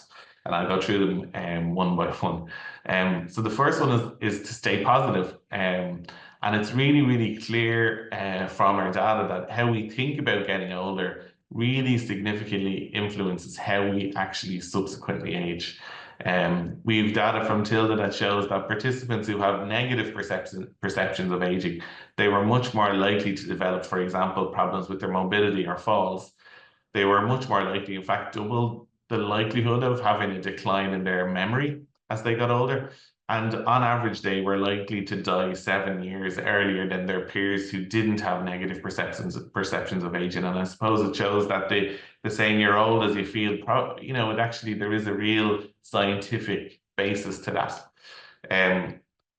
This is a graph and just one example of one of the studies that we've looked at with perceptions of aging. And just to orientate you on the y-axis, we have an assessment called the timed up and go, which is essentially how long it takes an older person to stand from a chair, walk to a distance of about 3 meters, and then return and sit back down.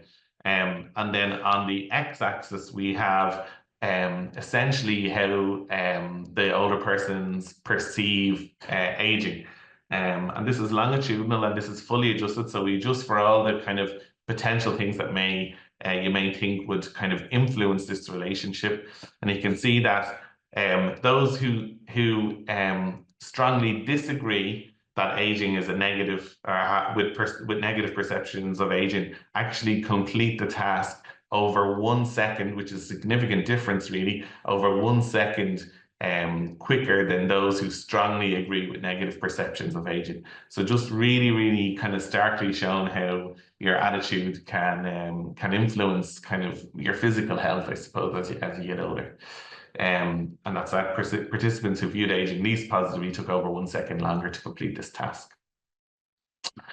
This again is similarly looking at on the y-axis how negative perceptions of aging and a subsequent then decline or change in cognition. And by cognition we mean how maybe people think or their memory.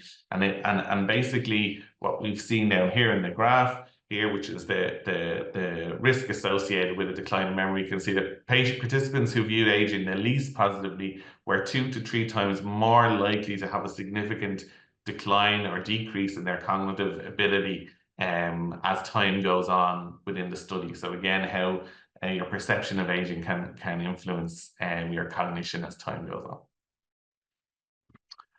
Our second kind of golden rule from Tilda is the importance of staying active. We have lots of data and lots of research done in this through the Tilda study. Unfortunately, the rates of physical activity in Ireland amongst older people are low, and probably probably one of the lowest in Europe, unfortunately. 59% of females and 42% of males aged 75 years or more have, by definition, low levels of physical activity. And only 3/5 of patients or participants, sorry, over the age of 50 meet the recommended level of 150 minutes of walking per week. So really kind of, I suppose, an issue amongst older people in general is this low kind of engagement with physical activity. What we do know, though, is that people who do engage in physical activity and have higher levels of physical activity have a better sense of well-being and a better quality of life. They're less likely to develop depressive symptoms throughout the waves of tilde as time goes on, and they're less likely to develop loneliness throughout the waves of tilde as time goes on. So really shown, as I said, the data behind the recommendations of remaining active as you get older. This is data from one of our tilde reports, just really clearly shown that amongst both males and females, that if you are physically active, you're more likely to feel better in yourself. And that shows an increase in this as the level of activity increases. That if you are physically active, you're much less likely to develop clinically significant depressive symptoms. So we have on the y-axis here levels of physical activity, and on the x-axis we have the levels of the symptom burden of depression on the y-axis, and on the x-axis here the levels of physical activity. You can see that participants with high levels of physical activity are really, a significantly lower burden of depressive symptoms as time goes on. Again, just this third graph just shows the difference between low, moderate, and high physical activity in terms of symptoms of loneliness. And you can see again very clearly a dose-response relationship between people who are active and being less lonely. And then finally, that physical activity also demonstrating how physical activity also promotes engagement in social participation and social activity, and the importance of that. This is a very recent study, because sometimes with patients in clinic, we try to advise them to remain physically active, and it's actually often quite difficult. They say, how do I do this? Especially in weather like this, what do I do? And one of the things I often try and recommend to older people is to get a pet. And the tilde study has really shown the benefits of dog ownership, less so cats, dog ownership, and in particular dog walking. So this is a study we conducted where we looked at older people who walk their dogs. So 15% of older people in Ireland regularly walk their dog. And that means walking their dog at least 4 days a week. And we wanted to see how that was associated with things like your mobility, your falls, and how you perceive your risk of falling or fear of falling. And we found that people who regularly walk their dog had a really significantly lower likelihood of falling. They had a really significantly lower likelihood of developing problems with their mobility, and they were much less likely to develop a fear of falling. And just shows the importance of a simple thing, engaging in kind of regularly, and how that can affect your physical health and your mental health as time goes on. So that's our stay active, and our third, I suppose our third key golden rule from tilde is to stay connected. So around a quarter of older people in Ireland report loneliness. Loneliness isn't necessarily more frequent in older age than younger age. Actually, during your teens is the time in your life where you feel the loneliest. And it's not necessarily related to the amount of people you have around you, but particularly in later life, it seems to have more profound effect on health. And this was really, I suppose, brought into focus by the pandemic, where we saw older people cocooning alone and often alone in their houses. Stronger social participation or social connectedness in tilde has been shown to be associated with lower rates of memory decline, with less loneliness, which is obvious, less rates of depression, and a better quality of life. And really, one of the other things that the tilde study has demonstrated is the importance of maintaining friendships as we get older, because particularly males, I think, are less likely to maintain those bonds as they get older. But really, those who do really see the benefits of it in terms of their overall well-being. This is again data just backing that up, where we looked at this was a study we conducted again in St. James's, and it was during the period the pandemic, when older people were advised to cocoon, and essentially just demonstrated the real kind of high prevalence of problems like loneliness and worry and anxiety during the time where older people were, I suppose, disconnected from others by the fact that they had to cocoon during the COVID-19 pandemic. And I suppose this is, similarly again during the COVID-19 pandemic, where we asked older people just how their quality of life, physical health and mental health had changed while they were forced to cocoon. And a really stark finding where we found that a really, really high proportion of older people felt that, as well as their quality of life, that their physical and mental health declined significantly when they were kept separated from the rest of society. So there are 3 golden rules, and I think the important thing to be aware of is that they're all kind of interconnected to each other. So if you're physically active, you're much more likely to meet other people or remain socially connected.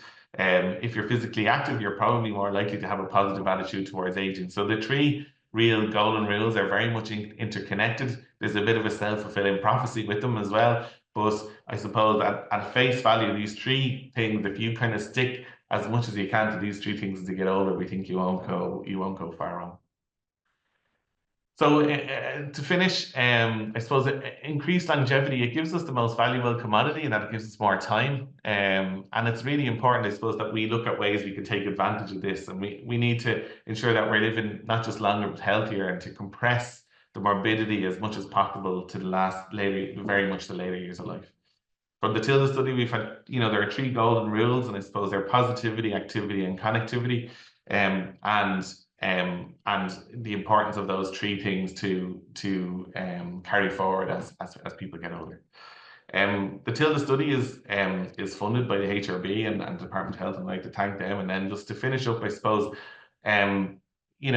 I think we've talked a bit about negative perceptions of aging and kind of widespread ageism, but I think the fact that we have a president who is well into his 80s now as the main kind of figurehead in the country with physical limitations that kind of are evident, I think is a really powerful and important message to people. And I think it's really important. One of his quotes is that, and it kind of really captures what the Tilda study has shown, is that as long as you draw a breath, stay curious and keep going. And I think that's a very good kind of model to live life by.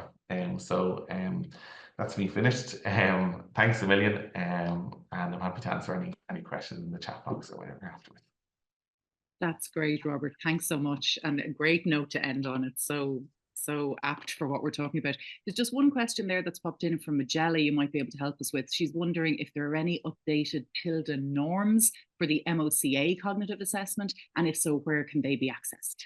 Yeah, so we have the TILDA study. The MOCA assessment is the kind of I suppose general cognitive assessment we do on all participants in TILDA. At earlier ways, we produced a study looking at the norms just for people to use that could inform their clinical practice a little. We haven't updated them yet because we're conducting our next health assessment. And some of our cognitive assessments were interrupted by the COVID pandemic, obviously, because we couldn't do assessments face to face. But there are plans within the next 12 to 18 months to have a new study looking at the cognitive trajectories within the population. And there's just one other question there. I'm not sure if it's something you can speak to, just around how much do you stress sort of the drinking of alcohol, or key messages around amounts? Like, is that sort of the same in older age as it would be, in general advice over? Yeah, it's something that we talk about, and something that's really important, probably under-recognized in terms of the impact it has on cognition and falls, is alcohol. Now, I think it's a balance. Like, we don't want people to feel that they can no longer visit the pub just because they can't drink anymore. So everything is in moderation, really. But I think one of the things that's important to stress is we see the typical older person, particularly, where we're based in St. James's, who thinks that because he had, 6 pints when he went to the pub throughout his 40s, 50s and 60s, that it's still fine to do that. I think it's important to stress that, the body deals with alcohol differently as we get older, and that's, I suppose, to try and moderate that and to reduce it down, but not necessarily get to the point where, he has to kind of give something up that he gets a real benefit from in terms of of social interaction and social engagement. Yeah, that makes a lot of sense. Thanks, Robert. Thanks for that. And thanks for your time. That was a really great presentation. Thank you. Thanks for that. So we're going to move on now to our next contributor, who's Dr. Brian Lawler. And Brian is Professor of Old Age Psychiatry and Site Director of the Global Brain Health Institute at Trinity College Dublin. Hello, Brian. How are you? Hi, Jan. Let me just, is that working? Perfect. Thank you. Great. So thanks very much. It's a great pleasure to be here. And I'm going to talk to you about creative aging and why art and creativity matter as we age. And I think I'll be following up with many of and amplifying some of the comments that Robert made earlier in his talk. So given that it's Founders Day and my prior connections to St. Patrick's Hospital, I'd like to acknowledge the fact that St. Patrick's Hospital was the first hospital in the country to use visual art as a means to improve well-being in patients and staff. And it was actually John G. Cooney who introduced this many, many years ago. So very first for St. Patrick's Hospital and very relevant to what I'm going to be talking today about the importance of art, creativity, and culture for aging. So a couple of questions that I want to try and address during the talk is, first of all, what is the goal or role of arts, culture, engagement, and creativity for aging and the aging process? And then I'm going to talk about the evidence of the health benefits of arts and creativity for aging and older people. So here's a quote from Seamus Heaney from Harvest Bow where he said that the end of art is peace. So the end or the goal of art, he felt, was peace. And by peace, I think he meant a sense of connection that Robert referred to, love, and a sense of accomplishment. So Heaney felt that the goal of art was really the achievement of a certain sense of a feeling of contentment. I hope to expand on that in the talk this morning. So perhaps we could start with a little exercise. If you look at these two images, and these were paintings by Robert Cohen, a neuropsychologist that I worked with for many, many years in the memory clinic at St. James's Hospital, and really has developed this creative aspect of his life through art after retirement. So on the left, you see a work in progress, and then on the right, you see the more finished product. And I'd just like you to think about this and ask yourself, do these images evoke a feeling or a meaning for you? And we can come back to this at the end of the talk. Now, first of all, I want to talk about creativity and some of the myths about creativity and aging. Many people believe that creativity stops in your 30s and 40s. It's something for young people. This is a myth because creativity continues and may even flourish as we get older. And one of the interesting aspects of our cognition and its links to creativity is that as people get older, they tend to be a little bit more distractible, but they also use knowledge and information that they've accrued over many, many decades, so-called knowledge memory. But distractibility and knowledge memory access and use are also features of the creative brain and of creatives. Also, we know that creativity can be preserved even in the presence of certain types of neurodegenerative diseases. So early in the course of Alzheimer's disease, for example, people can still remain quite creative. Here are some examples of how a rare form of dementia, a form of frontotemporal dementia, can actually release creativity. So where there's a lesion or neurodegeneration in the front part of the brain, particularly on the left side, you can get creative or artistic release in the back part of the brain. And you see here some wonderful examples of visual and artistic creativity that was released during the early stages of this form of dementia. Another example of creative aging was Jack B. Yeats, a very famous Irish artist. And this was a study conducted by Ruth Byrne, a cognitive scientist here at Trinity College Dublin. And what she found was when she looked at Yeats's productivity over his life, that his greatest productivity was actually in his 70s, not when he was a younger man. Another example of creativity and aging is Clint Eastwood. He's now 94. and he's just directed his most recent movie called Juror Number 2 at the age of 94. And again, it goes back to what Robert was saying about your perspective and your attitude. And his attitude about aging is, you mustn't let the old man in. You have to turn your back on the old murmurer, full of rage and complaints, lacking courage, denying himself that old age can be creative, determined, and full of light and projection. So your attitude is really, really important in terms of how you age, and particularly how you see creativity as you age. So what matters to us as we age? Well, there are three key components to what matters to us as we age. First of all, our physical health. So the number of physical illnesses that we have does impact on us. Secondly, our mental health, particularly anxiety. As we get older, anxiety can impact on quality of life and well-being. And finally, a very important component of what matters to us as we age is our engagement with life. There are a number of different components of engagement with life. First of all is connection. That's keeping contact with friends, family. Second is productive activities or meaning in life. And third, very importantly, an aspect of engagement is a sense of agency, the sense of control of your life, the feeling that you actually can accomplish something, do something. So these are the main components of engagement with life, which really matters to older people. And when you look at the determinants of health, well-being, and resilience, they're fairly consistent. First of all, you have hope. Now, there are thinking and feeling parts of hope. The feeling part of hope is around a sense of trust, care, and caring. But the thinking part of hope is really, really important because it relates to goals, pathways, and again, this sense of control, this sense of agency. Another important determinant of health, well-being, and resilience as we get older is not feeling anxious, feeling positive, feeling a sense of calm. Thirdly, one of the most important components is connection and not feeling lonely. And finally, determination, this sense of purpose, meaning in life, this what we call grit. This is a really, really important determinant of health, well-being, and resilience.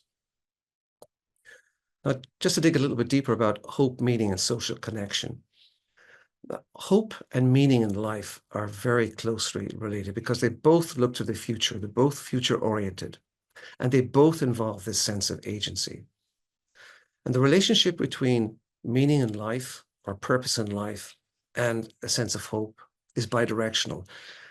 So when you have meaning in life, it promotes hope. But also when you have hope or have a strong sense of hope, it does provide a bridge or a pathway to meaning. And again, social connection is crucial. When you feel socially connected, that increases your sense of meaning in life. But also, if you have this sense of meaning in life and greater purpose in life, that encourages you to develop social relationships. When people feel lonely, they often have a lack of sense of meaning or purpose in life. And we know that from longitudinal studies, as Robert Briggs described, that loneliness and a lack of meaning are linked to increasing function decline and also cognitive decline and risk of dementia.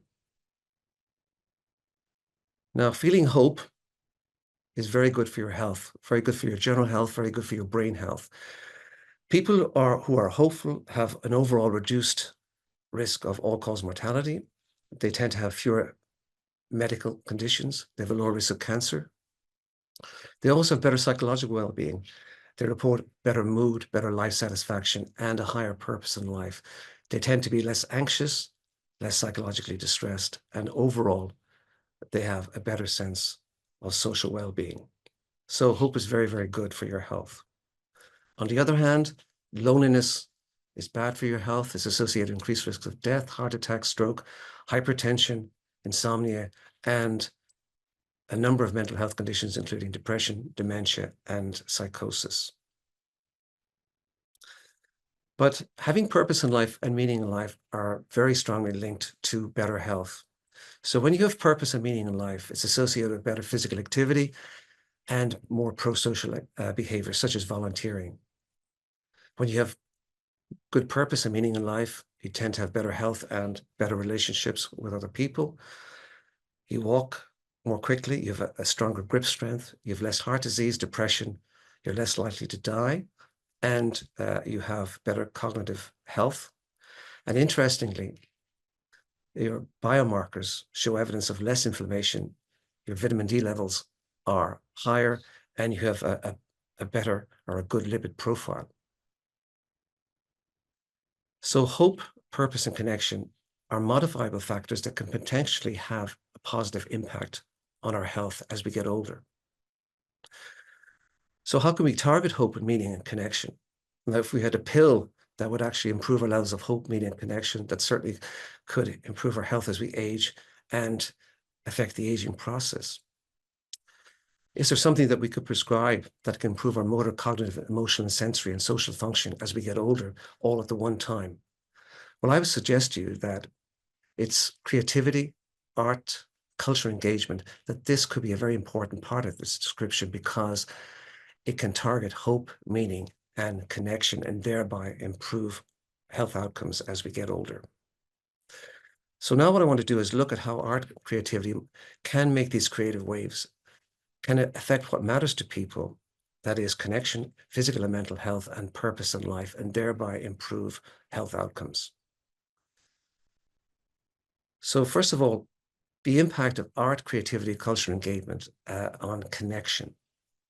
So people, as they age, if they're involved with art or creative practice or cultural engagement, this has an overall impact on increasing social connection in many, many different settings. It also has an impact on decreasing loneliness. When you participate in art, when you're involved in creative practice or cultural engagement, you tend to have better social relationships. Caregivers who are involved in art and creativity will build more connections. But interestingly, when caregivers are involved in art and creativity and cultural engagement, that benefit that they receive also transfers to the relationship they have in delivering care to the person that they're looking after. And also involvement in art, creativity, and involvement in culture helps people develop a greater meaning or sense of purpose in life. We also know that older people who participate in arts, who are actively involved in cultural engagement, that this improves their physical health. So for example, we know that dance improves your gait, your mobility, your aerobic fitness. We also know that dance is associated with improvement in gait speed, and it can improve frailty levels. There was an interesting study that was carried out in a museum where they involved older people in participatory arts activities, and this was associated with a decrease in frailty. And a number of studies have shown that if you attend museums regularly, this is associated with experiencing less chronic pain and better health outcomes and a lower mortality. And what about participatory arts and cultural engagement for brain health? Well, singing particularly in a choir, is associated with improvement in your mood, in well-being, and in positive emotions. This form of participatory arts also decreases loneliness. It decreases stress and burnout in caregivers.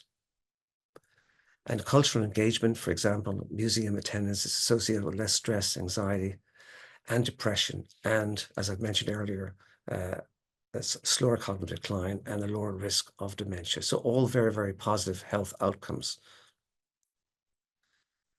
In terms of the impact of art, creativity, and culture on meaning in life, there's evidence that it boosts mood and generates positive emotions, but also promotes meaning and purpose. And interestingly, the benefits on meaning and purpose in life, and we know that these are very positive in terms of your health, can be greater in older people compared to younger people. So what about art, creativity, and cultural engagement and its effects on the aging process? Well, age is just a number, but aging is a process, and it's influenced by many different factors, including genetic, biological, behavioral, psychological, and social factors. But there is some observational evidence from longitudinal studies similar to TILDA that participation in arts and cultural engagement may have an impact on longevity and the speed of aging. For example, observational studies suggest that it can slow transition to frailty, that there's less cognitive decline. But I think we need to be cautious about over-interpreting these findings. They're primarily from observational studies, and we need a stronger, more robust evidence that these types of activities can impact on the aging process and the speed of aging. But these are hopeful hints. So to summarize, arts, culture, and creativity can make a difference to what matters to older people. And what matters to older people is their physical health, their mental and cognitive health, having a sense of meaning and purpose in life, and social connection and relationships. And art, culture, and creativity can make a difference to all of these. And here you see the power of art and creativity for cultural engagement in terms of your sense of agency, calmness, providing meaning, connection, helping you process emotions, improve well-being in caregivers. Arts and creativity can also be used to raise awareness about health benefits, and participation in arts, creativity, and cultural engagement tends to foster greater empathy. So to conclude, I would say that there's clear benefits to health in terms of your mood, emotion, anxiety, and your physical health from arts, participation, creativity, and cultural engagement. I think the key to this in terms of arts and creativity is that it gives people a greater sense of meaning and purpose. And involvement in arts, culture, and creativity may have a very important role in public health and in community health, particularly for older people. And just imagine if arts, creativity, and culture and activities around this could be co-located in health and social care settings. I believe there's a potential to boost the impact on health. However, we would need more research to inform policy and practice in this area.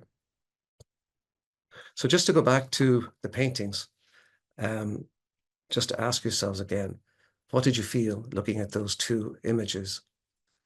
What did it mean to you? Was it a feeling, or was it a sense of meaning?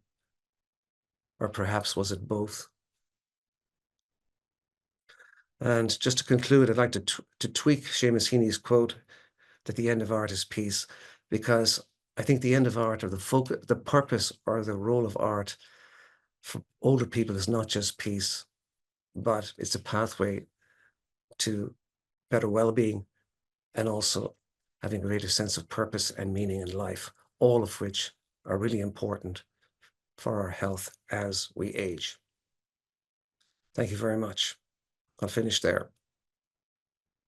Thank you, Brian. That was really interesting. Thanks so much. I just wonder, I'm conscious we're kind of running over time, but I'm just interested for people perhaps who find themselves in old age, who maybe haven't had a conscious relationship with their creativity or with the arts throughout their younger lives. Have you any sort of strategies or advice for people to sort of interest them in creativity, or sort of to make it more accessible, or to get them sort of their first foot in that door? Any particular pursuits or any particular advice, I guess, on that? Yeah, I think it's about raising awareness and having that conversation with people. You know, art, creativity, and cultural engagement isn't for everybody, but it can be for everybody. And I do think it's about raising awareness and giving people that menu of opportunities, but also emphasizing that, you know, people sometimes are frightened by the concept of art, culture, and creativity, the big C, thinking that it's only for those special people. But art and creativity is for everybody, and I think everybody can benefit. So it's really about, again, encouraging people to be curious and be open and to explore, because there are huge benefits. And it can, as I said, it can give people that sense of meaning, purpose. It can connect people. It can improve their mental health, their well-being, all those good things that Robert Briggs mentioned. So I would, again, encourage openness, curiosity, explore, try it out. I'm always struck purely anecdotally when St. Patrick's do their favourite painting exhibition every year on the walls. I've never walked past that exhibition and not seen pockets of people or individuals pausing, looking, reflecting, discussing. And as you outlined so brilliantly in your presentation, there's all of those things are so positive and have such far-reaching implications for people's overall well-being and health. And it all started, I mean, for me, it all started in St. Patrick's Hospital, the first hospital to actually use visual art, I think, to improve well-being in the patients and in staff. And they were, John G. Cooney was ahead of his time. Well, thank you for your time today, Brian. And we're going to move on now to our next contributor. But thank you very much for joining us today and for presenting to us on that. I think it was, people really enjoyed it. So our next guest now is Helen Rochford Brennan. And Helen is an international dementia ambassador and a member of the European Working Group of People with Dementia. And as I mentioned as we started this session, it's so important as part of today, and I'm conscious in other Founders' Days we've also done it, to acknowledge the importance of hearing lived experiences when we come together to identify needs and to explore appropriate responses. So with that in mind, I'd like to welcome Helen. If you turn on your video and mic there, Helen. Yeah, it's on. Good morning. Thank you. Good morning, everybody. Thank you for inviting me to this important event. It's a privilege to be with you today, St. Patrick's Founders' Day, on the occasion that celebrates the journey of life and the power of community, and to unlock, I suppose, the potential within all of us.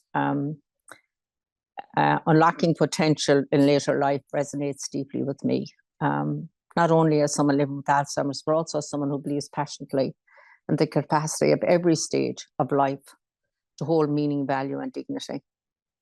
For many of us, diagnosis of Alzheimer's feels like a closing door, a moment when the future seems uncertain.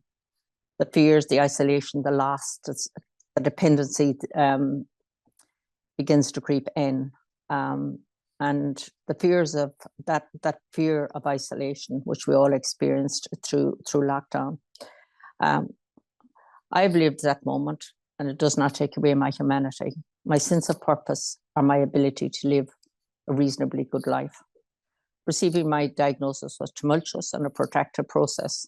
It all began when I noticed some changes in my memory at the age of 57. Simple tasks became increasingly challenging, and I found myself grasping with forgetfulness in ways I never experienced before. Sean, my husband, and Martin, my son, kept saying to me, well, I told you, and I was forgetting. And after numerous consultations and tests, through that difficult time of not really sure, I was tentatively diagnosed with early onset Alzheimer's. However, due to a previous brain injury, reaching a definitive diagnosis proved to be a prolonged and arduous journey for me and my family. It took 5 years to get that diagnosis. I went abroad, supported my family to seek further clarification and complete all the tests to definitely tell me that I had early onset Alzheimer's. The day I received my diagnosis is etched in my memory as a blur of emotions. It was a mixture of shock, disbelief, and a profound sense of loss for the future. A future that I thought I would never have, the future that I envisioned I would have with Sean in our retirement and seeing Martin grow up to the fine man that he is today. My consultant respected my wishes by disclosing the diagnosis to me alone and left me the space to absorb it in solitude. The journey home was difficult. It was like an eternity as I grappled with the reality that my diagnosis and uncertain path that lay ahead. So informing my family, and perhaps was the most emotionally challenging aspect of my journey. I vividly recall the heart-wrenching conversation with Sean and Martin. We sat together, grappling with the weight of the diagnosis and the uncertain future post. I do not remember the conversation, but I remember the pain. The pain of telling my only child that I may not remember all the memories that we banked along the way. There were tears and there were fears, but amidst all that was a glimmer of relief, finally have a name for the hidden foe that had been creeping into our lives. I know it may sound strange, but honestly, it was a relief because I thought I was going mad. And I'm sure some of you on this call may have heard me say those words before. Disclosure of the diagnosis is a deeply personal and complex one. For me, it was a pivotal moment of demanded courage, vulnerability, and resilience. And it is a fundamental right enshrined in the UN Convention of the Rights of Disability. And yet it remains shrouded in stigma and uncertainty for many. All too often, individuals with dementia are deprived of this basic right of disclosure, relegated to a life of secrecy and isolation. And indeed, many times, even here in Ireland, the disclosure is made to families and not to their loved ones.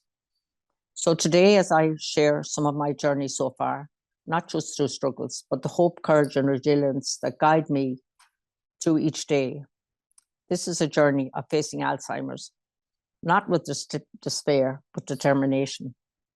It's my journey of advocating for well-being, social justice, and the rights of people living with dementia. And it's a journey I invite you all to join, because the road ahead requires all of us to build a society that values the stage of each life. So courage is, I suppose, where it began for me. I'll be honest, when I received my diagnosis, courage felt a long way away. Like so many others, I was flooded with questions of doubt. What does this mean for the future? How will this impact my family and friends? Will I lose the essence of who I am? There are questions I still grapple with from time to time, but I've learned that courage isn't about having all the answers. It's about taking the next step, and even when the path ahead is unclear, and many days it's unclear. One of the most difficult aspects of living with Alzheimer's is the anxiety that often accompanies it. For example, for me, anxiety is a shadow that appears on difficult days, whispering doubts about my abilities or fears of what might come next. Some days it's triggered by something small, so small as forgetting an appointment or losing track of a conversation. On those days, courage means acknowledging the anxiety and reminding myself that it doesn't define me, but it may take hours, it might take minutes to get to that point. Courage also reminds me that I'm vulnerable. It's not easy to talk openly about my experience, but I believe it's necessary. Sharing our stories of people living with dementia is a powerful act of defiance against stigma. It says we're still here, we're still living, and we deserve to be seen, heard, and valued. I am still me. I am still Helen. The Helen was diagnosed. The day before she was diagnosed, she was the same Helen the day after she was diagnosed, albeit that I have a memory impairment. For those who are newly diagnosed or supporting someone with dementia, I want to say this. Courage doesn't mean you won't feel afraid. It means that you keep going anyway. It means finding the strength to reach out, to ask for help, and to lean on others when you need support. And if there's one thing that I've learned, is that courage grows when we face our fears together. So asking for help for me has something that I've really had to learn to do. If courage is the first step, well, confidence is the ground beneath my feet. Confidence isn't something that Alzheimer's hands you. It's something you rebuild piece by piece. When I was diagnosed, I felt a sense of loss that shook my confidence to its very core. I questioned my abilities, even my identity. Who was I if I could no longer do the things that I once took for granted? But over time, I discovered that confidence comes not from holding on to the past, but from embracing the present. And that's what I do every day. It's about celebrating what I can still do rather than focusing on what I've lost. For me, this has meant finding new ways to stay engaged with the world around me, whether it's participating in tending to the garden, walking the dog, staying active in my community, advocating for others, which I think is nearly a full-time job, or my family tell me it is these days. These activities remind me that I'm still capable, still valuable, and still me. For me, confidence also came from connection. One of the hardest things about living with Alzheimer's is the risk of isolation. It's easy to withdraw when you feel misunderstood or when anxiety makes social situations challenging. But I've learned that staying connected is one of the most powerful ways to maintain a sense of self. Dementia-inclusive spaces have been lifelines for me. Meeting friends for coffee, going to a show, going to a museum, providing a sense of belonging, even out in my countryside walking the dog. And they often remind me that I am not alone. It's easy to get yourself into a place of isolation. I live alone with my dog. And there are days that if I do not do something, I could be totally isolated. And that's when anxiety takes over.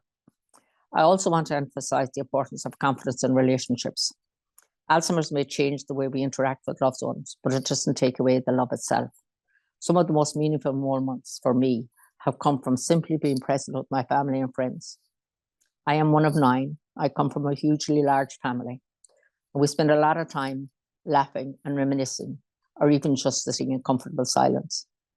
There are moments during that my confidence wanes a little because I forget the conversations that we talked about when we were kids, or in our younger lives. But these moments remind me that my worth isn't measured by what I can do, but by who I am. I'm still their sister that they love and cherish. Hope is the thread that ties us everything together. And any of you that know me will know that I always talk about hope, because hope is all I have. There's no medication for me, but all I can do is if I want to get on with my life. So I believe in hope. Hope, it would be easy to give into despair, but hope is what keeps me going forward, even on difficult days. For me, hope comes in many forms. It's the little moments of joy, opening my patio doors in the morning and listening to the birds sing and remind me that I need to fill up their food. Watching a beautiful sunset. I live here in the beautiful West, and there's lots of places to go and look at a beautiful sunset. Listening to my favorite music or sharing a laugh with a friend. These moments remind me that no matter what else takes away, it can never take away the beauty of the here and now, the very present. Hope also comes from progress being made in dementia research, new potential medicines and advocacy. It's inspiring to see how far we've come in the 13 years since my diagnosis in understanding this condition and developing new ways to support those who live with it. The growing emphasis on early diagnosis, personalized care, and dementia-inclusive communities gives me hope that future generations will face this journey with a timely diagnosis and a pathway of care and greater awareness and understanding. But perhaps the most profound sense of hope is the love and resilience of the dementia community itself. I've met so many incredible people living with Alzheimer's and many different types of dementia here at home and around the world. Many, should I say, continue to inspire me with their strength, creativity, and determination. They remind me that Alzheimer's changes our lives. It doesn't diminish our humanity. While courage, confidence, and hope are essential to living well with Alzheimer's, they're not enough on their own. We need a society that upholds our dignity, protects our rights, and ensures that every person with dementia has the opportunity to live a quality of life. Social justice is not just a lofty ideal, it's a necessity. Too many people with dementia face barriers in accessing care, support, and services. In rural areas, for example, the lack of memory clinics and home care services leaves many feeling isolated and forgotten. We must continue to demand equitable access to care, no matter where we live. Yes, changes are happening, but they're happening slowly. We also need to address the hidden costs of dementia. From medications to home modifications, the financial impact can be overwhelming for families because most people with whatever form of dementia, especially at early onset or younger, they've had to leave the work environment. So policymakers must ensure that people with dementia and their caregivers have access to fair financial support, including disability benefits and tax relief.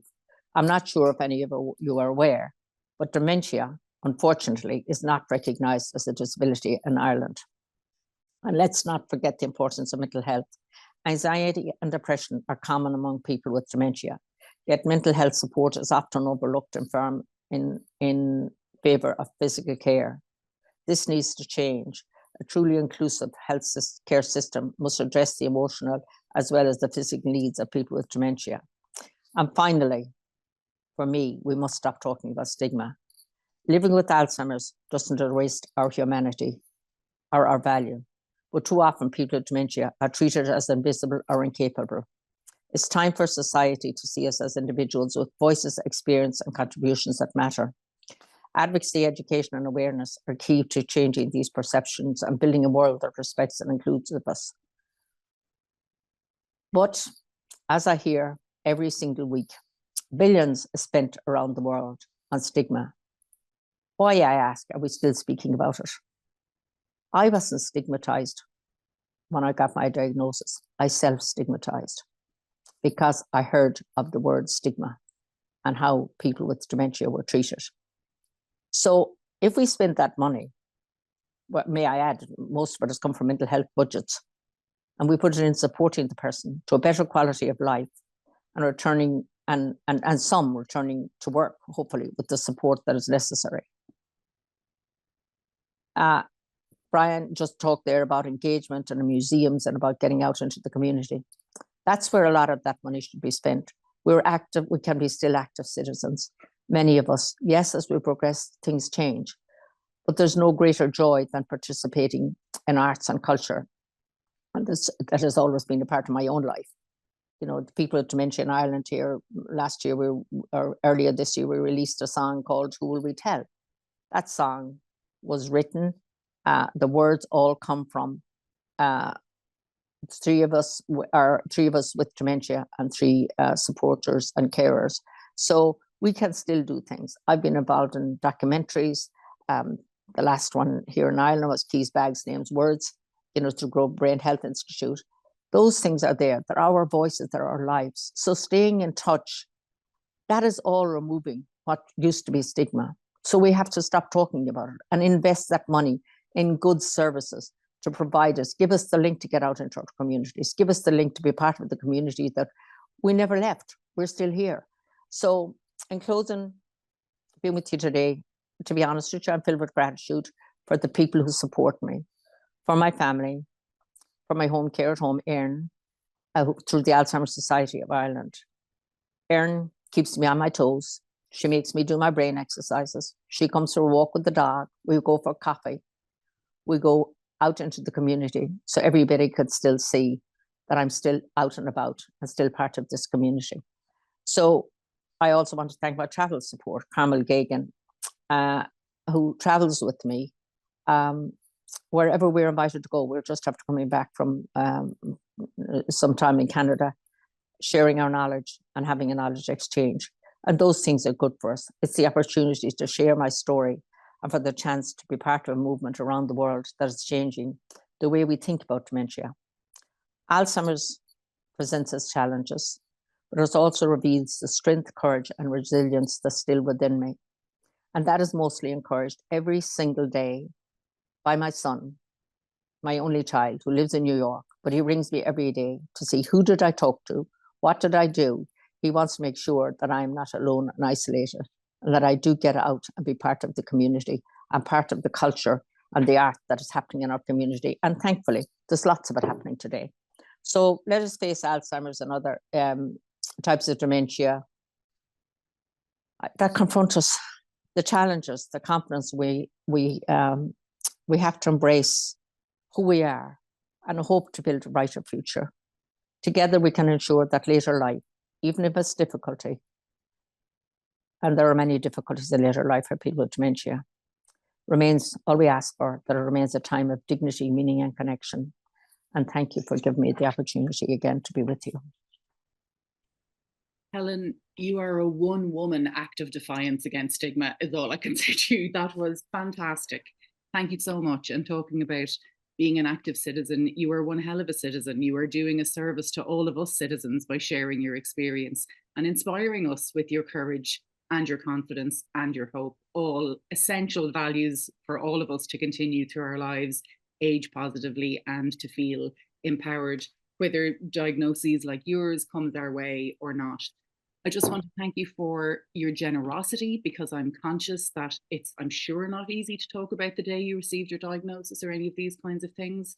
So just to thank you for sharing that with us, and just to echo to you the comments that are coming in on the question and answer box here, people saying you're incredibly inspiring, thanking you for your wisdom and your knowledge, how courageous and honest and wonderful a woman you are. I could go on. We could spend the next hour just telling you how great you are. So I hope on some level you can accept that and take that as fuel to continue on your way with your courage and to fuel your confidence as you move forward. Thank you so much. Thank you. Wonderful. I know you'll be joining us later when we're having a panel discussion. So no doubt there will be more questions for you then. But for the moment, we're just all going to take a comfort break and reflect on everything you've just shared with us there, which was really fantastic. We'll be back if everybody could join us again at around 12. We'd like to get started again at 12 if that's possible. And we'll have a presentation then from a multidisciplinary team for Helen, and some other guests join us for a panel discussion. Thank you, Helen. Thank you so much.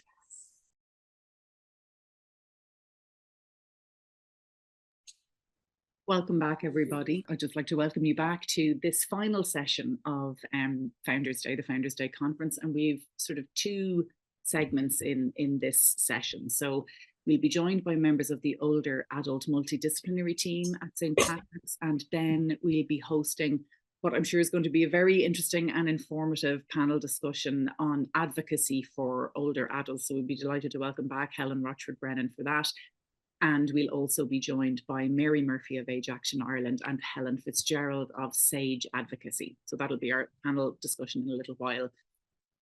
So for now, I'm going to hand you over to members of the older adult multidisciplinary team at St. Patrick's. So as we mentioned earlier, St. Patrick's provides a dedicated service for adults aged 65 and older, whether that's through inpatient care, outpatient care, or day programs. Now, our older adult service is a multidisciplinary team, and it comprises consultant psychiatrists, registrars, nurses, counsellors, social workers, psychologists, and occupational therapists. And the service aims to facilitate and promote wellness and, crucially, functional independence. We begin with Dr. Declan Lyons. Thank you very much, Jan. So I'm very grateful for the opportunity to share the practices and focus of a dedicated old age service here at St. Patrick's. Could we have the next slide, please?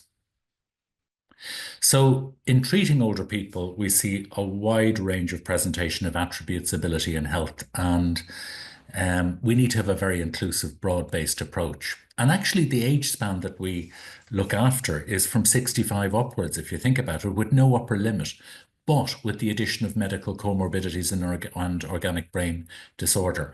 So some of our service users have pre-existing mental illness, others have newer onset illness. Some may be closer to middle age psychologically and biologically, and others may have layers of frailty and disability and very different care needs.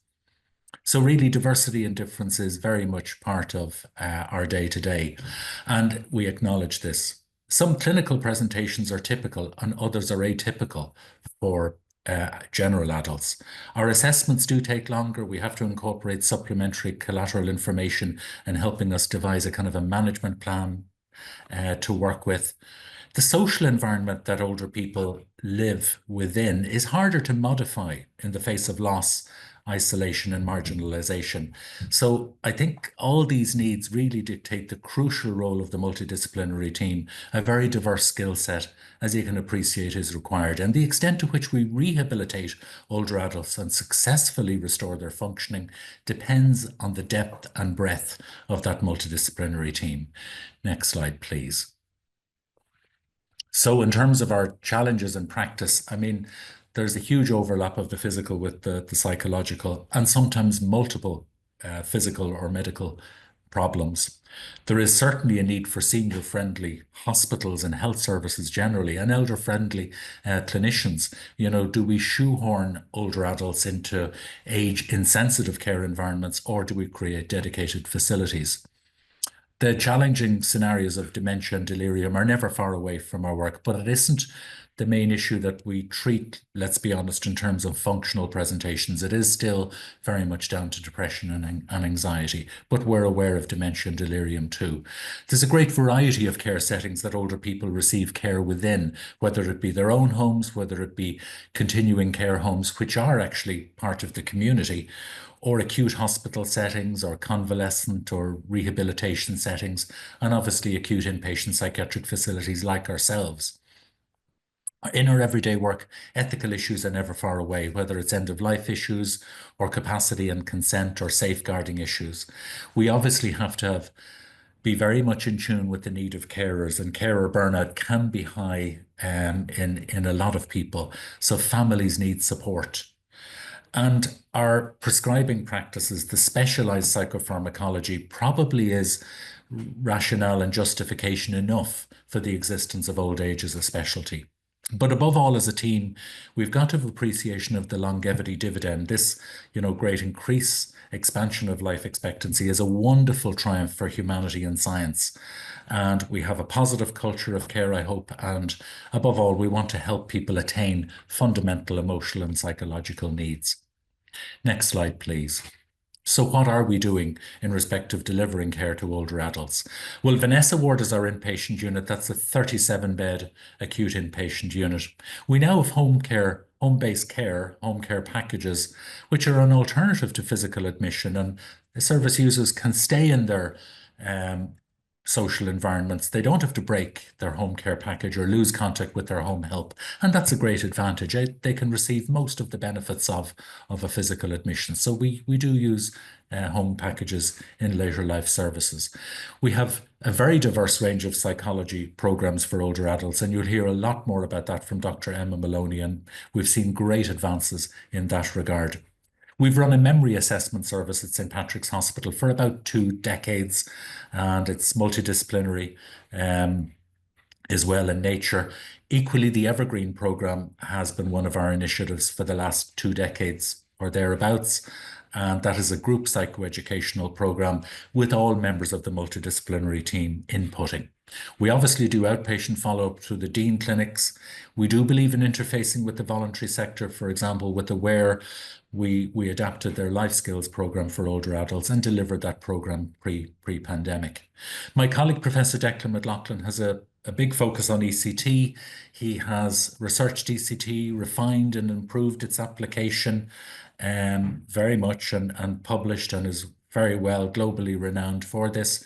We're also active in the publishing space in the lay and academic genres. Next slide, please. So this is just an example of some of what we've done. And as a team, we published the Evergreen Guide a decade ago, reflecting the material basically shared on the Evergreen program. So if you're looking for a program that you can replicate, this is like a manual. Everything is laid out there, the structure of groups, the pros and cons, and so on. And other 2 additional books really focus on the topic of later life well-being, and certainly in my writing of those, they've been heavily influenced by my colleagues in psychology and nursing and OT on the topic of later life well-being. So really they have a communal authorship too. Next slide, please. So what's our care philosophy? Well, certainly we believe in maximizing independence. We have a kind of a relentless optimism, but it has to be tempered a little bit too. We're realistic and aware that even small changes can go a long way in improving older people's quality of life. We believe in promoting independence. We believe in people's dignity, and above all, optimal functioning. And our care philosophy should be very wide-angled and holistic. We acknowledge the collaborative and critical inputs from caregivers, family, supporters, and also primary care health services.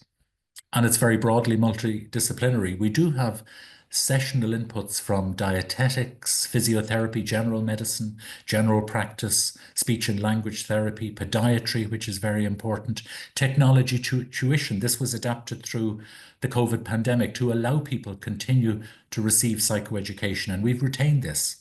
And people can still access our Pillars to Wellness program on the ward, in addition to our face-to-face programs too. Also physical therapy, exercise therapy, CBT and other therapists, art and music therapies. And this is in addition to our core disciplines of nursing, psychology, OT, pharmacy, psychiatry, and social work. We advocate for full and comprehensive medical care, and we're in the space of looking after older people, so we will encounter medical problems too, and we have to deal with them, refer on where appropriate, get external advice. If we don't, sometimes nobody will.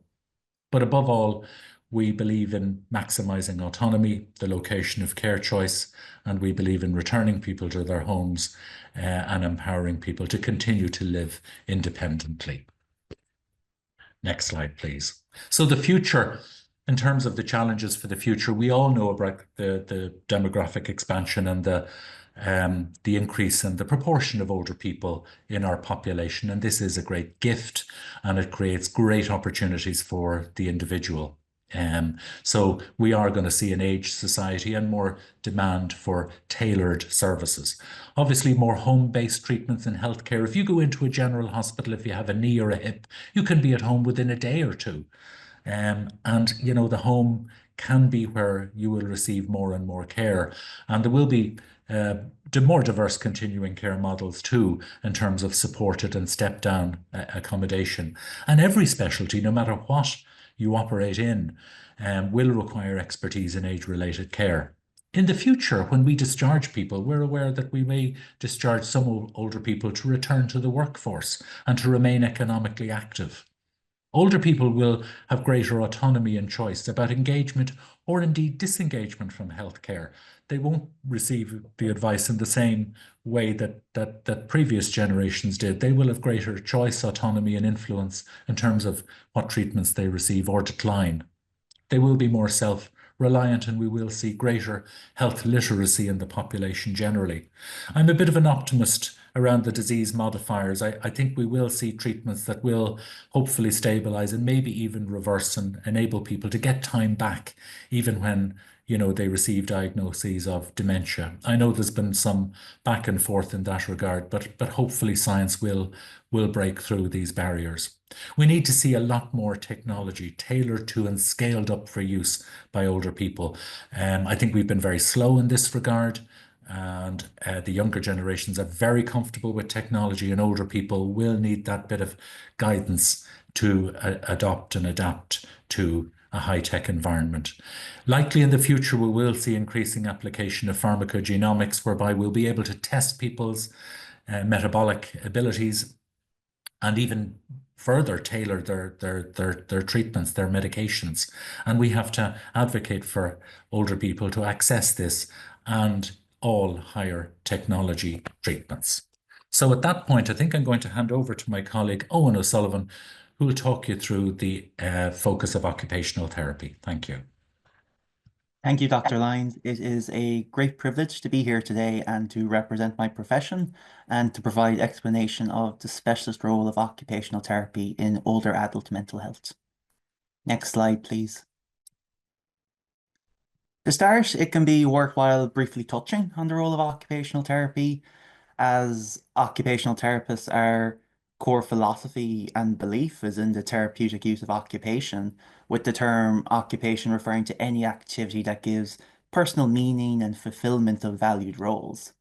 As a profession, we're relatively young, and while occupational therapy in numerous guises has been around since the 1800s, World War I was a pivotal time for the development of occupational therapy. The US military recognized the benefits of reconstruction aids, providing OT services to those dealing with mental health and physical health difficulties.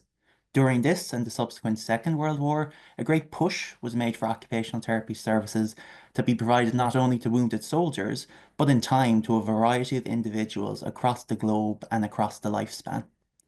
Next slide. This is the model of human occupation, or MOHO. It's a theoretical OT model widely used in mental health, and ultimately it allows us to conceptualize individuals as occupational beings, and also allows us to navigate where difficulties in functioning may arise. Individuals within MOHO, they're composed of volition, so that motivation for occupation, which is further broken down into personal causation, so our belief in our ability to do it, our values, what's important to us, and our interests, what do we enjoy doing. The next section would be habituation, so broken down into our roles, so our identities, and also our habits. And the final component is that performance capacity, our ability to be able to do it, so those objective and subjective components. Occupational engagement doesn't occur in a vacuum, but within the constraints and supports of the environment. So that'll include spaces, objects, the cultural environment, the institutional environment, and indeed our own social environment. Particularly with regards to assessment of functioning, we're interested in ability at that level of occupational performance, and it's composing performance skills of motor, process, and interactive skills. Next slide. As occupational therapists, we categorize occupations into three domains, the first of which is self-care. So things we do to look after ourselves both physically and mentally. So examples here could include washing, eating, sleeping, exercising. Productive occupations are those occupations that give a tangible result or allow us to fulfill a productive role. So working, paying the bills, household chores, and then I suppose we have leisure. So that refers to those occupations we freely engage in for enjoyment in our free time. Examples here could include baking, gardening, walking, going on holidays. As occupational therapists, we fundamentally believe in the concept of lifestyle balance. So having a sufficient blend of self-care, productive and leisure occupations that ultimately allow us to maintain wellness and is unique to all of us. The environment, of course, does have an impact on all the occupations we want to or need to do. Next slide. Occupational therapy, since its very conception, has really challenged the medical model and has very much advocated for a biopsychosocial approach. We're interested in functioning and how that impacts on a person's health. We're interested in a person's values, their interests, their roles and routines and their priorities. And we use occupation as a therapeutic medium on the journey to recovery and mentally healthy living. As this slide highlights, we're interested in what occupations and role matters to you and how we can ultimately help to allow your engagement in this. Next slide. The role of occupational therapy in later life is quite broad and it's a specialized area and one which is inherently holistic as it duly considers older adults' physical and mental health, with the ultimate aim of functional independence, engagement in meaningful occupation, and good quality of life in older age. As we all go through life, we experience a change in our roles, our values, and priorities. And occupational transitions and loss in later life can include retirement and the passing of a loved one, which may ultimately require reconfiguration of our routine and our life roles. This could also include exploring life skills to take on a new role or adjusting to a routine void of work, with a further emphasis on self-care, leisure, or other productive endeavors such as volunteering or education. However, this is sometimes also coupled with challenging those biases and stereotypes, particularly with regards to retirement. Just because an individual reaches the age of 65 doesn't mean they have to retire. The Evergreen OT group, as part of the Evergreen program, covers a wide variety of occupational therapy topics related to older adults and is based on lifestyle redesign principles and the evidence-based lifestyle matters program. Core topics here would include positive aging, self-care, including caring for others and a loved one, lifestyle balance, including that pacing piece, leisure exploration, and safety in the home, with particular reference to environmental challenges and adaptations that can allow us to stay safe in our home as we grow older. Occupational therapy also plays a very key role in the assessment of functional cognition and, by extension, aiding the team in the workup of cognition. Functional cognition, in essence, is our cognition in everyday life. It's how we use our thinking and process skills to accomplish everyday activities within our own environment. And while standardized cognitive screenings such as the MMSE, MOCA, and Addenbrooke's are useful, they aren't accurate predictors of assessing functioning. And the only way to accurately assess that is through assessing functioning at that level of occupational performance through performance-based and meaningful functional assessments. Perhaps one of the biggest and core roles of occupational therapy in later life is that discharge planning piece. So trying to find out supports needed on discharge. And this very much ties in with functional cognition and functional assessments. Recommendations are broad and unique for everyone, and it could include a home care package, recommending a referral for the public health nurse, Meals on Wheels, a daycare centre, community occupational therapy and physio, I suppose with particular relevance to community OT, a full environmental assessment and adaptations that could be provided in the home, actioning a referral for a pendant alarm in the case of falls, or indeed referring on to our local memory technology resource room to provide advice on useful memory assistive technology that could allow engagement in daily life.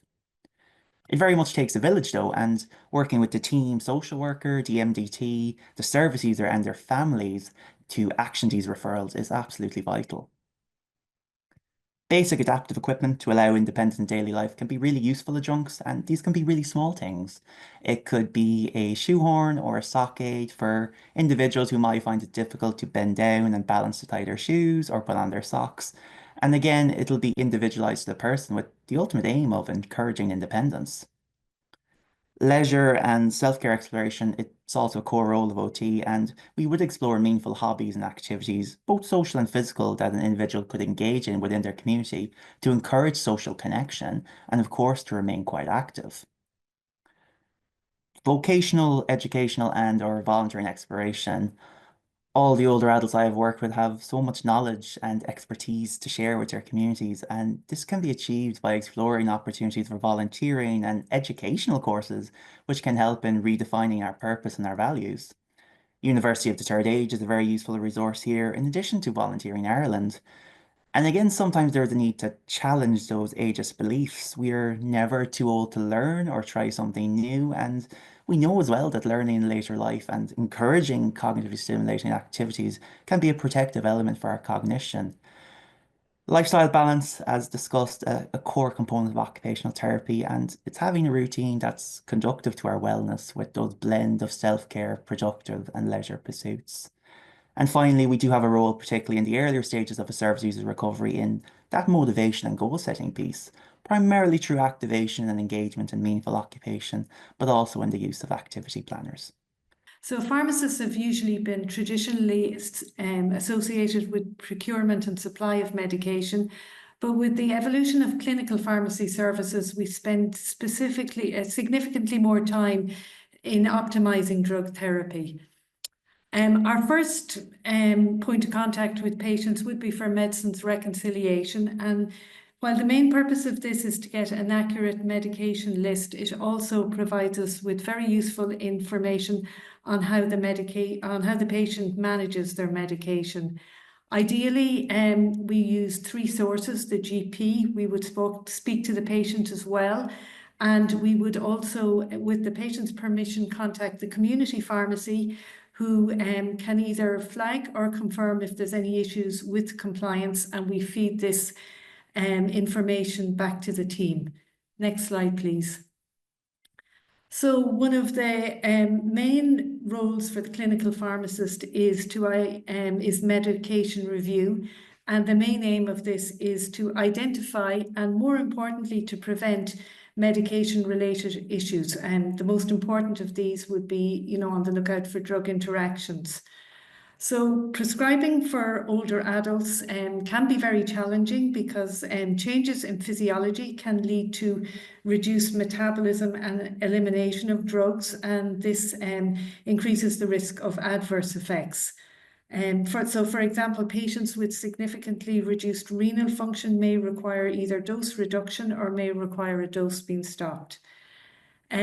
Most of our patients have complex chronic medical conditions, and consequently they have complex medication regimes, and this leads to polypharmacy.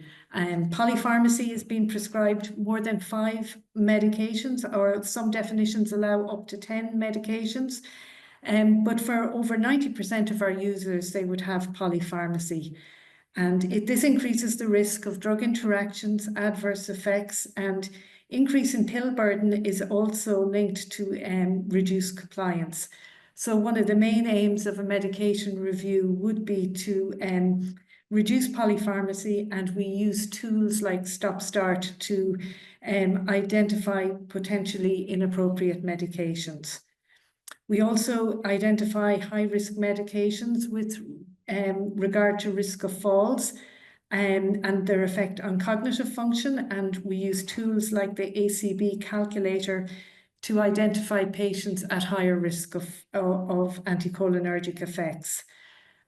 We try wherever possible to avoid drugs that are not recommended in older adults, for example, NSAIDs, and we monitor that these are prescribed at the lowest dose for the shortest possible time, and that they're reviewed regularly on the Cardex. Another role for the pharmacist would be therapeutic drug monitoring. We do this for drugs such as clozapine, lithium, valproate. We'd also monitor INRs for patients on warfarin. And we'd also check that appropriate monitoring is carried out for metabolic effects with antipsychotics, and we would document all of this on the patient's care plan. And I suppose one of the last roles for the pharmacist is pharmacy is education on their medication. Next slide, please. So we would do one-to-one counselling for lithium, DOACs, and warfarin and clozapine.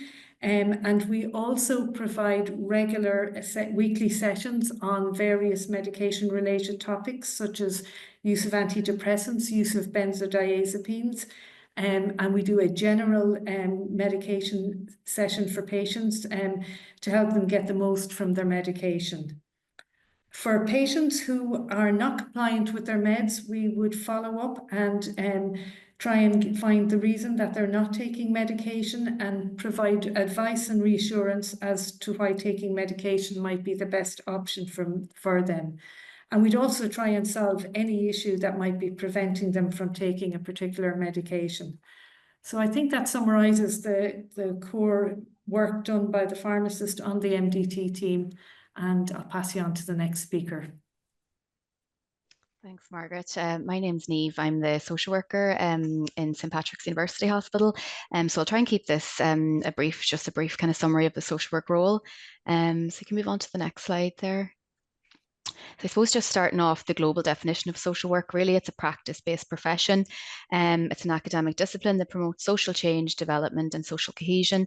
And I suppose empowerment and liberation of people is key to all of that. The principles of social justice, human rights, collective responsibility and respect for diversities are central to social work. It's underpinned by theories of social work, social sciences, humanities and Indigenous knowledge. And what social work does is it engages people and structures to address life challenges and enhance well-being. So you can move on to the next slide.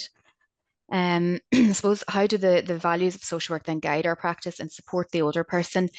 So one of the main ones, I suppose, really is that respect and dignity for the worth of everyone. And I suppose this ensures that older people then are treated with the same rights, consideration and regard as any other individuals, regardless of their age or circumstances. We recognise the importance of human relationships, so the importance of connection, trust and mutual respect then in promoting well-being and addressing the complex needs then of older adults. The right to self-determination, which I suppose is a topical one at the moment. We're guided by the value of self-determination. We understand that the individual has the right to make decisions in relation to their life, their care and their well-being. This supports the older person to maintain autonomy, dignity and control over their lives, even if they're faced with challenges such as a decline in health. Service then, I suppose this emphasises the importance of helping others and guides the social worker then to enhance the human dignity and contribute to a more just society. And social justice then, which is a critical principle in social work with older adults, as it emphasises the fairness and equality and protection of human rights. So we can move on to the next slide there.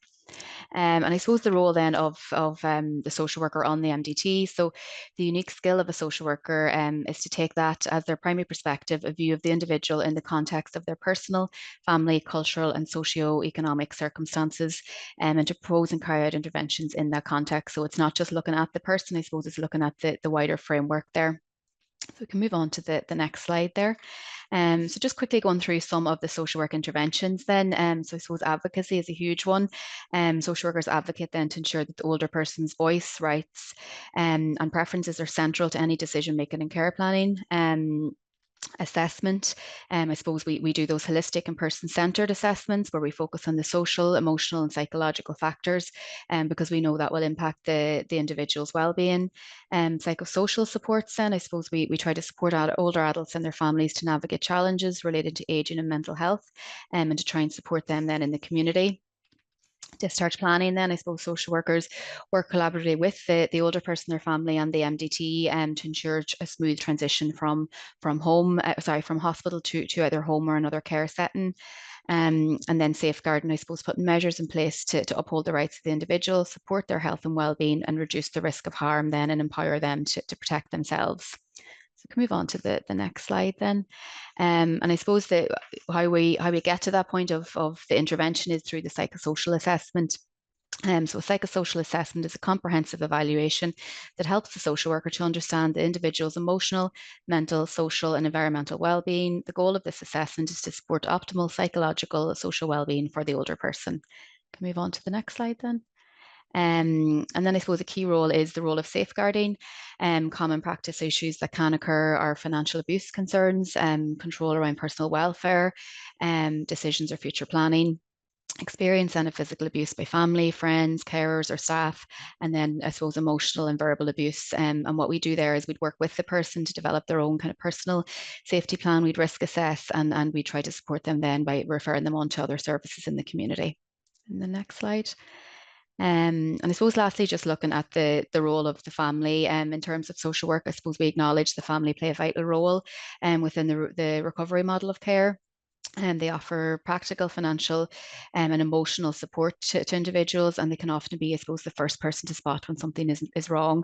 So that's, I suppose, why incorporating family input helps to create a more effective, personalised, and supportive care plan for the older adult. And then last slide, I suppose just looking at the family-centred approach. So what we try to do is build strong relationships. I suppose try to endeavour to build trust with the person and their family, providing psychoeducation and resources, facilitating communication, providing emotional support both to the individual and their support network and their carers, coordinating services, whether that's moving to long-term care, maybe coordinating home care packages, or whatever we've referred them to in the community, trying to coordinate that's in place when they go home. And again, then supporting transitions, because as we know, moving from hospital either to home or another care setting is a really difficult period and can have unique challenges. So it's supporting the individual and the family through that. So that's all from me. Thanks so much for your attention. Thanks to all of you who participated in that presentation from the multidisciplinary team, which I think we would all agree was such a valuable insight into how all the various different professions intersect and work together for the benefit of a service user. And certainly the benefit of multidisciplinary teams comes up time and time again in our presentations on our events.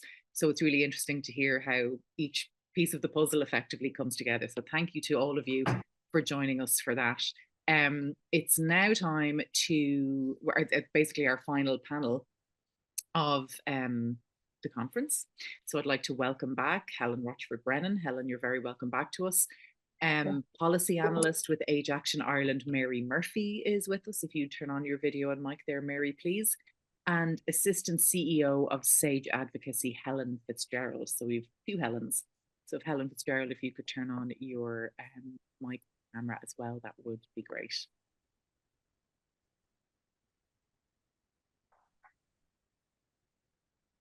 Have we, everybody? Yes, we do. Great. Thank you. Sorry, my display wasn't showing you all up. I wasn't sure you were all here. I suppose, Mary, I'm going to begin with you because something that has come up a lot today across all of our presentations and contributors is this notion of attitude and internalized ageism and the importance of having a positive attitude towards aging. And I'm conscious in your work as a policy analyst, you might have some insights to share with us around the importance of that. Yeah, absolutely. I mean, at Age Action, we're really deeply concerned with ageism and widespread cultures of ageism. It's been identified by the World Health Organization as one of the most prevalent forms of discrimination and bigotry, basically, globally. And it's sort of double-sided when you're talking about services, where it can influence how services are delivered if there's cultures of ageism within the services, but also how they're received if the person has themselves internalized ageist attitudes that influence how they feel, in terms of what they're deserving of, what they're capable of, what it's appropriate for them to ask for, what their expectations can be in later life. We actually, I mean, just to give some indication of what we're really talking about, we a couple of years ago at Age Action conducted polling on the prevalence of ageist attitudes in Ireland, and just what we did, we just asked people whether they agreed or disagreed and how strongly they agreed or disagreed, with seven statements that are found to be indicative of ageist attitudes. I won't go through all of them, but just to highlight a few, because I think it makes it clear how this would influence and interact with people's relationship with mental health, is like 31% of people agreed that older persons prefer to socialize with people their own age. 23% agree that older persons get more than their fair share from public services, and 19% do not enjoy the company of older people. And 11% agree that there's little we can do to improve our health once we reach older age. So those are just some of the attitudes, and those, I mean, worryingly, like that's not just among younger cohorts, that's troubling in itself, but it's also coming from older persons themselves, that they've internalized this, these ways of seeing themselves. And it's just very obvious, I think, how that's going to impact people's experience of aging, their ability to engage with society, engage with services, their ability to engage with self-empowerment and everything like that. And I could ramble for much longer, so I'll cut myself off there. But no, well, it's interesting because Helen, you mentioned it when you were chatting to us earlier today. You mentioned how your own internalized stigma around Alzheimer's, around aging, around all these things really impacted your initial response to your diagnosis. And I suppose I'm curious how over time, and as you outlined to us earlier, your active endeavors to be more courageous and build your confidence and maintain your hope, how maybe those levels of internalized ageism or stigma have changed. Have you noticed a change in them? Absolutely, I have noticed a change, and thanks for all those presentations, because there were so many words that resonated with me. I just want to say that for 10 months, I sat in a chair or lied on a couch, thinking that I could make no contribution to the world, until a nurse told me that I should get involved in research, and I had never been involved in research. Now, I was a very active citizen, and I honestly believed within myself that life was over. Life was with Alzheimer's. That was my new life. And it was, I suppose it was when I got cognitive rehabilitative therapy, which was being done, some research between Trinity College Dublin and the Alzheimer's Society of Ireland, that I actually realized that I could do something again. And I think it's a very important part for, no matter what we have, what our illnesses are, that, you know, we continue to do what we could do. So I hadn't used a diary from 2011 until 2013. Okay, now somebody that lived by a diary every day. So the house, if I took you on tour here now, you would see sticky notes all over the house. But to tell you the truth, folks, I don't care, because those notes remind me to turn off the alarm or turn on the alarm, to turn off the stove, to do all kinds of things. But also the other thing it taught me was, and it was something that it's a very personal thing that I will share with you, is that when I was diagnosed, my husband's biggest worry was to my family, how would he put on my lipstick? Because he had a Parkinson's type shake. And I loved my makeup, and I loved to get up and look well. And that wasn't happening. Okay, so I began to get up and be a bit, all he used to ask for was, could I have a bit of the same Helen, the old Helen back? And it was difficult for me to get the old Helen back. But I started to try and make that effort to, it was again about, I didn't tell anybody for almost a year, you know, in the general public that I had the illness. So it was about doing little things like having the diary, getting up, and, you know, all I wanted was just a sense of purpose. It was about helping me to put on the makeup, even though I didn't need it. I was only walking down the road with them, maybe, or you know, or going to the store with them, which, you know, didn't happen for a long time. But it was about taking the small steps to fight back and find, I suppose, the resilience within me, that I was still the same Helen. And I know that through working with the Alzheimer's Society, with the Irish Dementia Working Group was just being formed then. And it was then that I realized that we were all in this together, 28 or 30 of us, people sitting around a table in Dublin. Of course, there was nothing here in the West, so Helen was off on the train. So, you know, it was about believing in myself and that I could do something again. But it was also about that I was only 62, but I was old, because I'm an older person in services. So my life is generally around young people. my nieces, for example, my nephews, you know, they spend a lot of time with me. So it was about getting involved again and trying to get out and be back in the community. But it doesn't come easy. And today, there are no multidisciplinary teams. To be honest with you, I've never had a multidisciplinary team. I have many comorbidities. I've never had one. Have I had a social worker? No. Have I had an OT? No. I spoke recently at their conference to find out all the great things that OTs do that can help us. So we need to change, you know, in particular, we need to change in Northern Ireland. I'm not saying that everybody is the same, but honestly, I never talk to anybody that has a multidisciplinary team. And I'm, you know, I'm still a member of the Irish Dementia Working Group. And I think we just need to look at, who was I? Who was Helen before she got this diagnosis? What did she like? Did she like to cook? No, she wasn't too great at it. She enjoyed it, but, you know, what else did I do? You know, what else did I do and what did I like to do? And how could I be helped to stay engaged with the community? And that's through Alzheimer's. But I know my older friends, and we don't call ourselves older because we still think we're young, even though I'm in my, as my father used to say, I'm in my 75th year. But, you know, we look at what we can do and how we can get out in and have that social connection. And I'm very much a believer of non-pharmacological interventions. If somebody needs a pharmacological intervention, fine. I have them for my heart. So, but I think we just need to look at, you know, looking at how we can live well, a reasonable life, and that we can still have our, you know, people with dementia, because we have dementia, should not mean that, and it does mean, let me tell you, that for some of the older person services, you know, the social clubs or whatever, you have dementia, that protection isn't there, the training isn't there for you.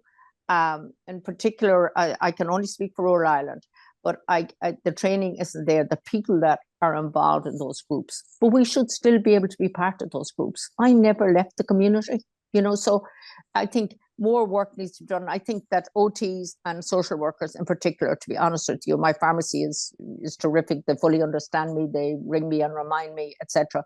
But I think we need more intervention from social workers and from, you know, honoring our self-determination, honoring who we are, honoring that we still can do, maybe not everything, but, you know, maybe there's I know a couple of years ago, somebody told me that was organizations out there that could help you to maybe do things in the house. For example, when the bulb goes, I have to bring somebody in to change a bulb. You know, the smallest things you have to pay somebody to do, where maybe there are community groups and there's lots of funding, I assume, but maybe that's a wrong word to use. No. But look, but I mean, it's just to give us you know, to still stay in touch with society. And for me, it was a hard fight back. And it's a fight every single day because your confidence gets knocks on the smallest things, and you have to pick up the pieces and try and get on with it. But it's not easy. And it's just through the support of my family. And as I said earlier, my travel support and Erin, my home care worker, that really gives me the life that I have today. But I have to get up and make that. I really, for all of us with dementia, we really have to try. And I'll finish by saying to you, nothing disappoints me more than when I go to a group meeting of people with dementia and I see women in particular at those meetings, you know, their hair maybe half combed, or I know they never went to town looking like that. I know they didn't. So there's where your multidisciplinary team comes in and helps Helen still be me. Yeah, which is so important. And so much of what you outlined there, you know, we require better advocacy to develop those services, particularly as you mentioned in rural Ireland. And I suppose on that note, bringing you in, Helen Fitzgerald from Sage Advocacy, can you just tell us a little bit, Helen, about the work of Sage Advocacy, please? Yeah, can you hear me okay? Yeah, perfect. Yeah. So yeah, I'm Helen, and I work with a charity called Sage Advocacy. And we're a national advocacy service that support primarily older people over 65. And our remit somewhat changed as well to support survivors of institutional abuse as well over the last year.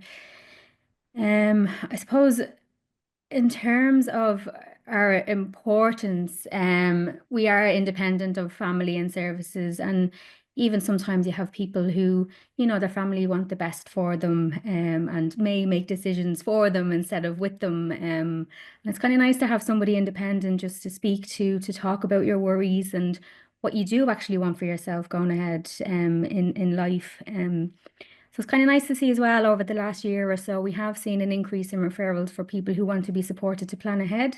So they do want to put arrangements in place. So in the event that they can't make decisions for themselves anymore, that there's some sort of arrangement in place for them and their will and preference can continue to be upheld. We're also, we'd support people between settings as well. So if they're moving from hospital or, you know, there has been an MDT and they're unsure of the outcome of the MDT, or, you know, they want someone to talk to about that and what decisions they can make for themselves based on the information, and for them to have someone to speak to in relation to that as well. And we would support a lot of people then who are in nursing homes. You know, I think there's an assumption that once someone's in a nursing home that they're surrounded by supports 24/7, but it can be desperately lonely for them. They don't have external services that they once had before, so there is a sense of loss around that as well, that we'd try support people with, to have external services going into them as well. And then more generally, we would support a lot of people with financial or maybe legal issues. People, you know, they just need somebody to speak to about whatever issues that they have, and to talk about what options are available to them, then to support them to plan ahead with any arrangements that they want. Yeah, which speaks to Helen's point about the other Helen's point about the importance of maintaining your own empowerment, your own individual identity, all of that, as you say, making decisions with somebody rather than for somebody. That, I mean, I'm conscious the decision support service is a relatively new service that people may or may not be aware of. Could you just give us a little bit of an overview of what's involved there, maybe? Yeah, so since the ADM was implemented in around April of last year, there is still a lot of learning for people to know what kind of arrangements are in place for them. So the DSS will be a good place to contact for the arrangements. So there's three main arrangements besides EPAs, and that if people need support to gather information to make a decision, that there is an arrangement there available for them, so that somebody can gather information for them. It's generally a family member or somebody that you trust. And then the next arrangement after that then will be if you need support with decisions, so a co-decision maker. So you support someone to gather the information that they need, and then they need help with making the decision. So trying to understand, you know, what the consequences of the decision is, or what kind of I suppose what kind of services are available for them to support them to live well as well. And then the final arrangement will be more kind of a repeal of the old ward of court system. And if somebody maybe didn't have the opportunity to plan ahead, that there is a decision-making representative option available to support somebody in the event that they can't make decisions for themselves anymore, but maybe there's a major life change and some decision needs to be made to support that person to continue to help them wherever they are. So we would have a lot of referrals in relation to the arrangements under the Act as well that we would support people with. And it's a time of life where an awful lot of decisions present themselves that need to be made. And, yeah, you know, the information, the decision-making process, whether you're in whether you've had a neurodegenerative diagnosis or not, for anybody, the information can be overwhelming. So I suppose it's really useful to have a service where maybe there's somebody who can support you, where the emotion is taken out of it and they can just literally provide the support. So that, I suppose, people can find out more about that at decisionsupport.ie is the website for the decision support service.ie. Yeah. I'm just conscious, I'll maybe come back to you on this, Helen, in a little bit as well, but I just wanted to bring Mary back in about advocacy. It's related to the advocacy work, but also the policy work that you're involved in, Mary. Are there particular areas within life of older people in Ireland that we really need to be advocating better for rights and services? Are there particular pockets that have been, you know, neglected, I guess, over recent years? It'll challenge me to shortlist this. I was going to say, you're going to say everything. I'm resisting saying everything. Okay, I mean, I suppose income is like a very important starting point, because it's very hard for other services and aspects of a person's life to be appropriate and dignified and to support their autonomy if they don't have enough money. So I suppose just to flag the the reality with our current state pension system, where it's the bedrock of income in older age. The majority of older persons depend on the state pension for the majority of their income. For people on the lowest incomes in older age, for people age 66 plus who are on the 30% block of lowest incomes, they're getting 92 to 99% of their income from the state pension. Like it's really such an important part. And with the cost of living crisis and with just really unprecedentedly high rates of inflation that we all know about that have happened the past how many years, we've seen it lose value. So nominally it's gone up, but it doesn't get you as far. The spending power has really meaningfully declined since 2020. And that's just going to create undue dependencies where people are more reliant on other people. It's going to isolate people where they can't afford to go out and get a coffee with their friends any longer. It's going to make it harder for people to maintain their cars and get out. It's going to make it harder for people to maintain their homes, and the quality of home. Your home is so important to your well-being, you know, and your ability to, like, your willingness to invite people over, things like that, you know. So I suppose income is really going to be at the center of a lot of these discussions to focus in on. But I mean, there's a lot of other areas. I mean, transport is huge. Inadequate transport in particular. I mean, Helen talked about the difference, the situation of people living rurally. I mean, rural transport in Ireland is really lacking, and particularly for older adults. A large number of older adults in rural areas would identify their transport needs as having unmet transport needs, and particularly older women. There's a really high rate, particularly if you go age 75 plus.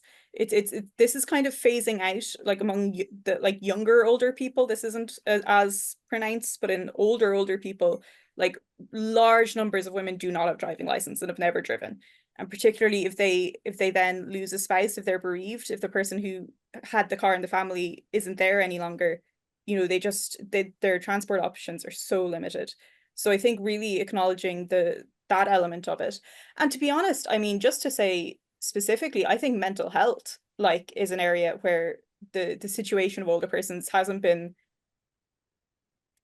explored as fully as it should be. I've been reviewing, just because of the election, I'm sure people are sick of hearing about the elections, but I've been reviewing manifestos, and I saw a couple of the parties, when they were talking about mental health, like what they would do for mental health, specifically talked about services for older persons. And I was really heartened by that, because it can be overlooked. And I think that's sort of like when you go back to like ageism, the everyday ageism that people are encountering, there's an idea that like someone at the age of 70 could go into their GP and talk about feeling down or aimless, and it wouldn't be met with the same urgency the way it might have if it was coming from a 32-year-old. You know, like there's a sense of like, well, that's sort of a thing that happens when you're older. It's normalized. There's a sense in like certainly attitudes about, you know, being less active, being less social, you know, those, we shouldn't be normalizing those things. And when we do normalize those things, we aren't offering the help or the supports that people could really benefit from. So I suppose just other things I suppose to point out when you're talking about mental health, and this might be a bit tangential, but it's also like when you take the life course approach, it's not just about the experience of aging, it's also about like what life events tend to happen to us in older age, and like the experience of retirement. And I think particularly for men, but across the board, can be really challenging. It's a massive change. It can be a massive change in terms of how you see yourself and understand of yourself and your sense of identity, if that's been very tied up in your professional work. Particularly if you're being forced out of work due to mandatory retirement, if you're just, you know, it's not your choice, you turn 66 and you're out the door. You know, this can be a really, really genuinely hard time for people. So going through something like that, things like bereavement, you know, with spouses certainly, but also, you know, siblings, friends, just the people that you spend your time with. I think that's another element of it. So I think having just a broader understanding of the particularities of aging and being able to discuss them and understanding how they relate to mental health, I suppose, is another thing that I think can be neglected. Yeah, and I mean, crucially, in terms of what you're saying and what all of our contributors have been saying across the day, valuing the fact, changing the kind of societal narrative and valuing the fact that this is your third act. You have earned the right to live it, enjoy it, reap all of the joy and positivity you can from it, because you've spent a significant chunk of your life contributing. And now it's your time to sort of sit back and go, yeah, I've worked really hard.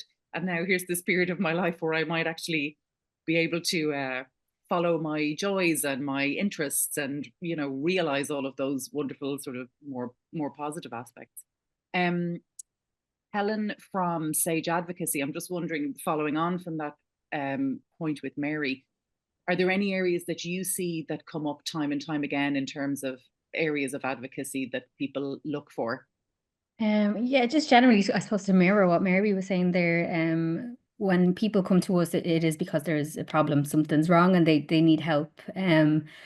But you know, we have people ringing us because they're missing hospital appointments because they can't afford the transport. So then they're seen as the people who just miss their appointments, and you know, trying to support them with that could be very difficult because they do only have the pension, or a lot of people might need to have a carer with them for the transport, and that's additional cost as well that people can't afford. So you could forget about going out for activities or going out for coffee if you can't even afford to go to your appointments. You know, it is a huge issue that comes up for us time and again, definitely, yeah.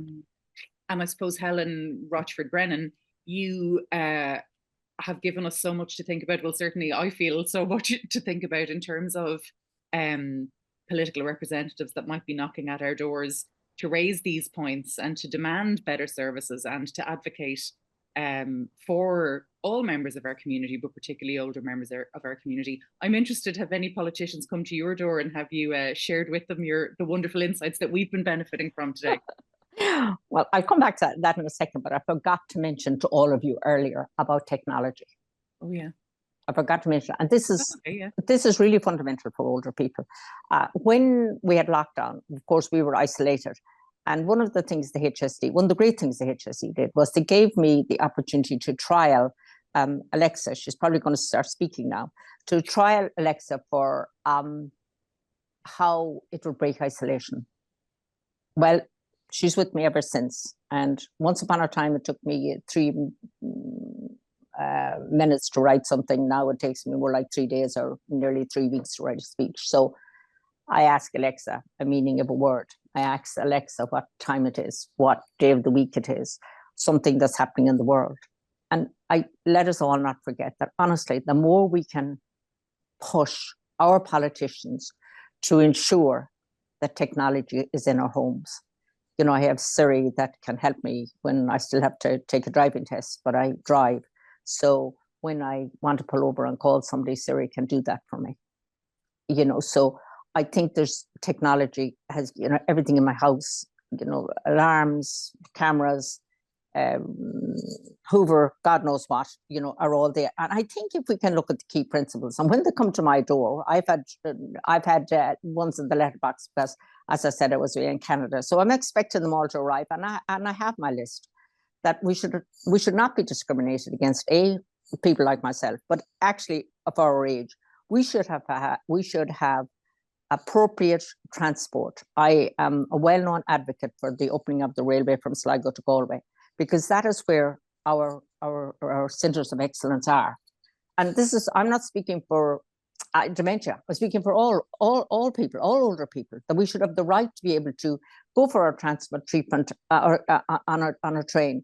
So, you know, that's one of my first. The other thing is that it is equitable, that we have the same services here in rural Ireland than we have. When I talk to my friends in Dublin and Cork, they have everything.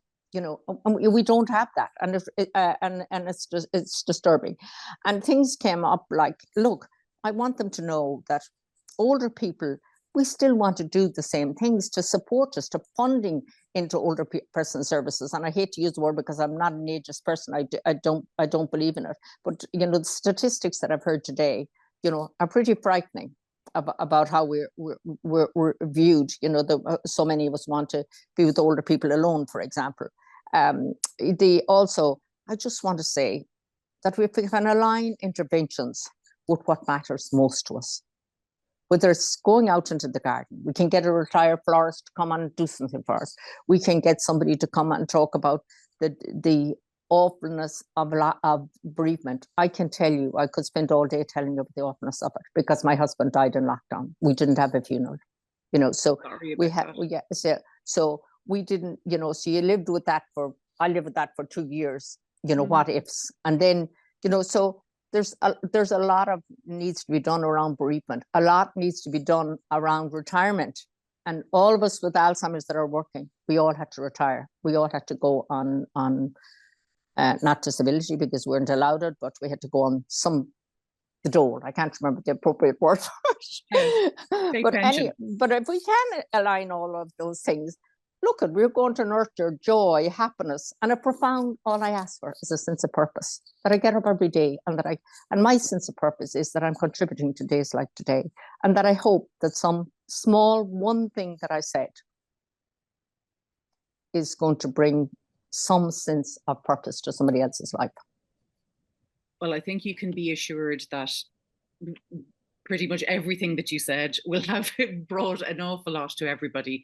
I think we've all really benefited from your first-hand experience shared so generously. And I hope when your son phones you to ask you about who you met and what you talked about today, that you tell him you played a blinder and you knocked the socks off about 100 people on a conference.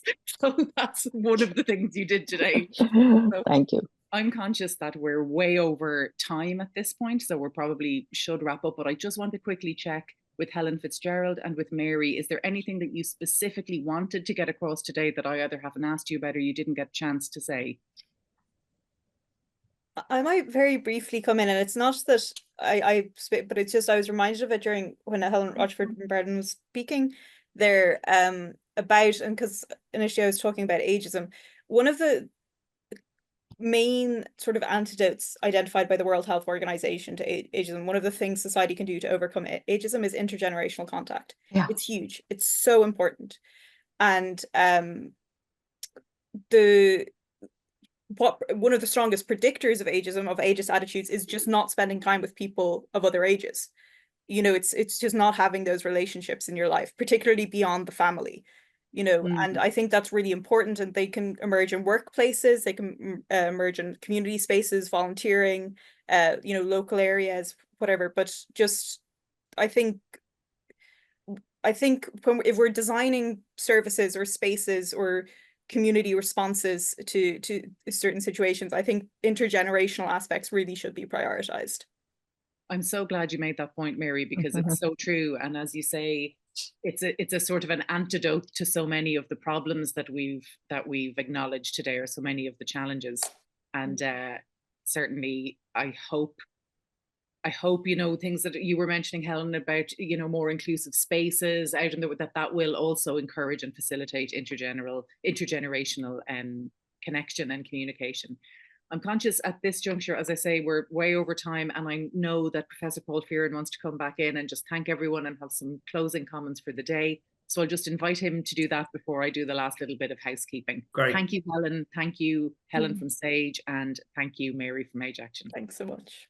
Thanks, Jan, and thanks to the panel. I'll keep this very brief because Jan said we're running over time. I'd just like to, first of all, thank everybody. First of all, the two committees, Founders Day Committee and our communications department, who've done sterling work over the last few months putting this together. And I hope you all agree this is a fabulous day. It's very hard to just compress everything because there's been so much that's been covered and so many themes. I will say just a couple of things. I think two of the myths that are still too prevalent are that people are fixed in their ways as they get older. I think Ken Laidlaw laid that to rest early on in the day. And also the idea that our contentedness inevitably declines as we get older. We know that that's not true. We've known that for a while. There's a U-shaped curve. People can actually get more content, and generally do as they age past a certain point.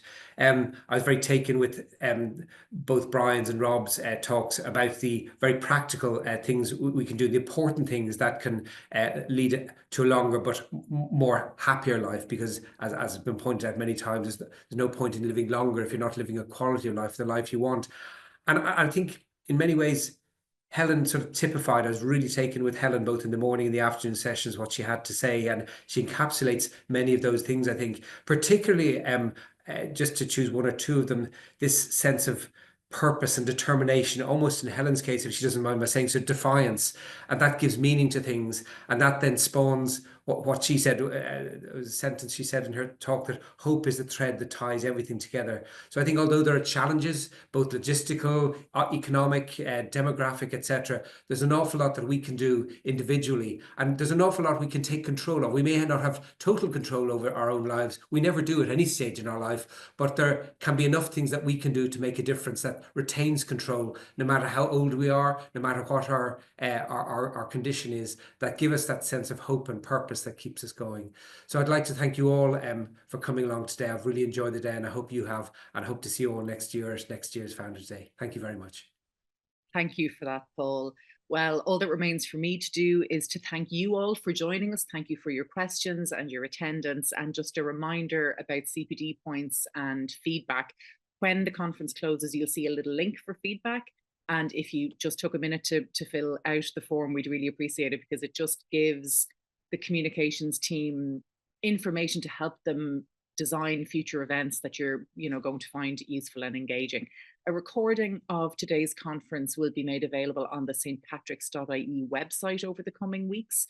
And yes, I mentioned that about the feedback. If you had sort of 2 minutes to give your feedback, that would be great. And really, as I say, if you want to look at the recording again, or if you want a copy of some of the slides, you can email communications@stpatricks.ie. But all that remains for me to do now is to thank you all and to wish you all a lovely rest of your day and weekend. And hopefully we'll see you again at another event soon. Thank you.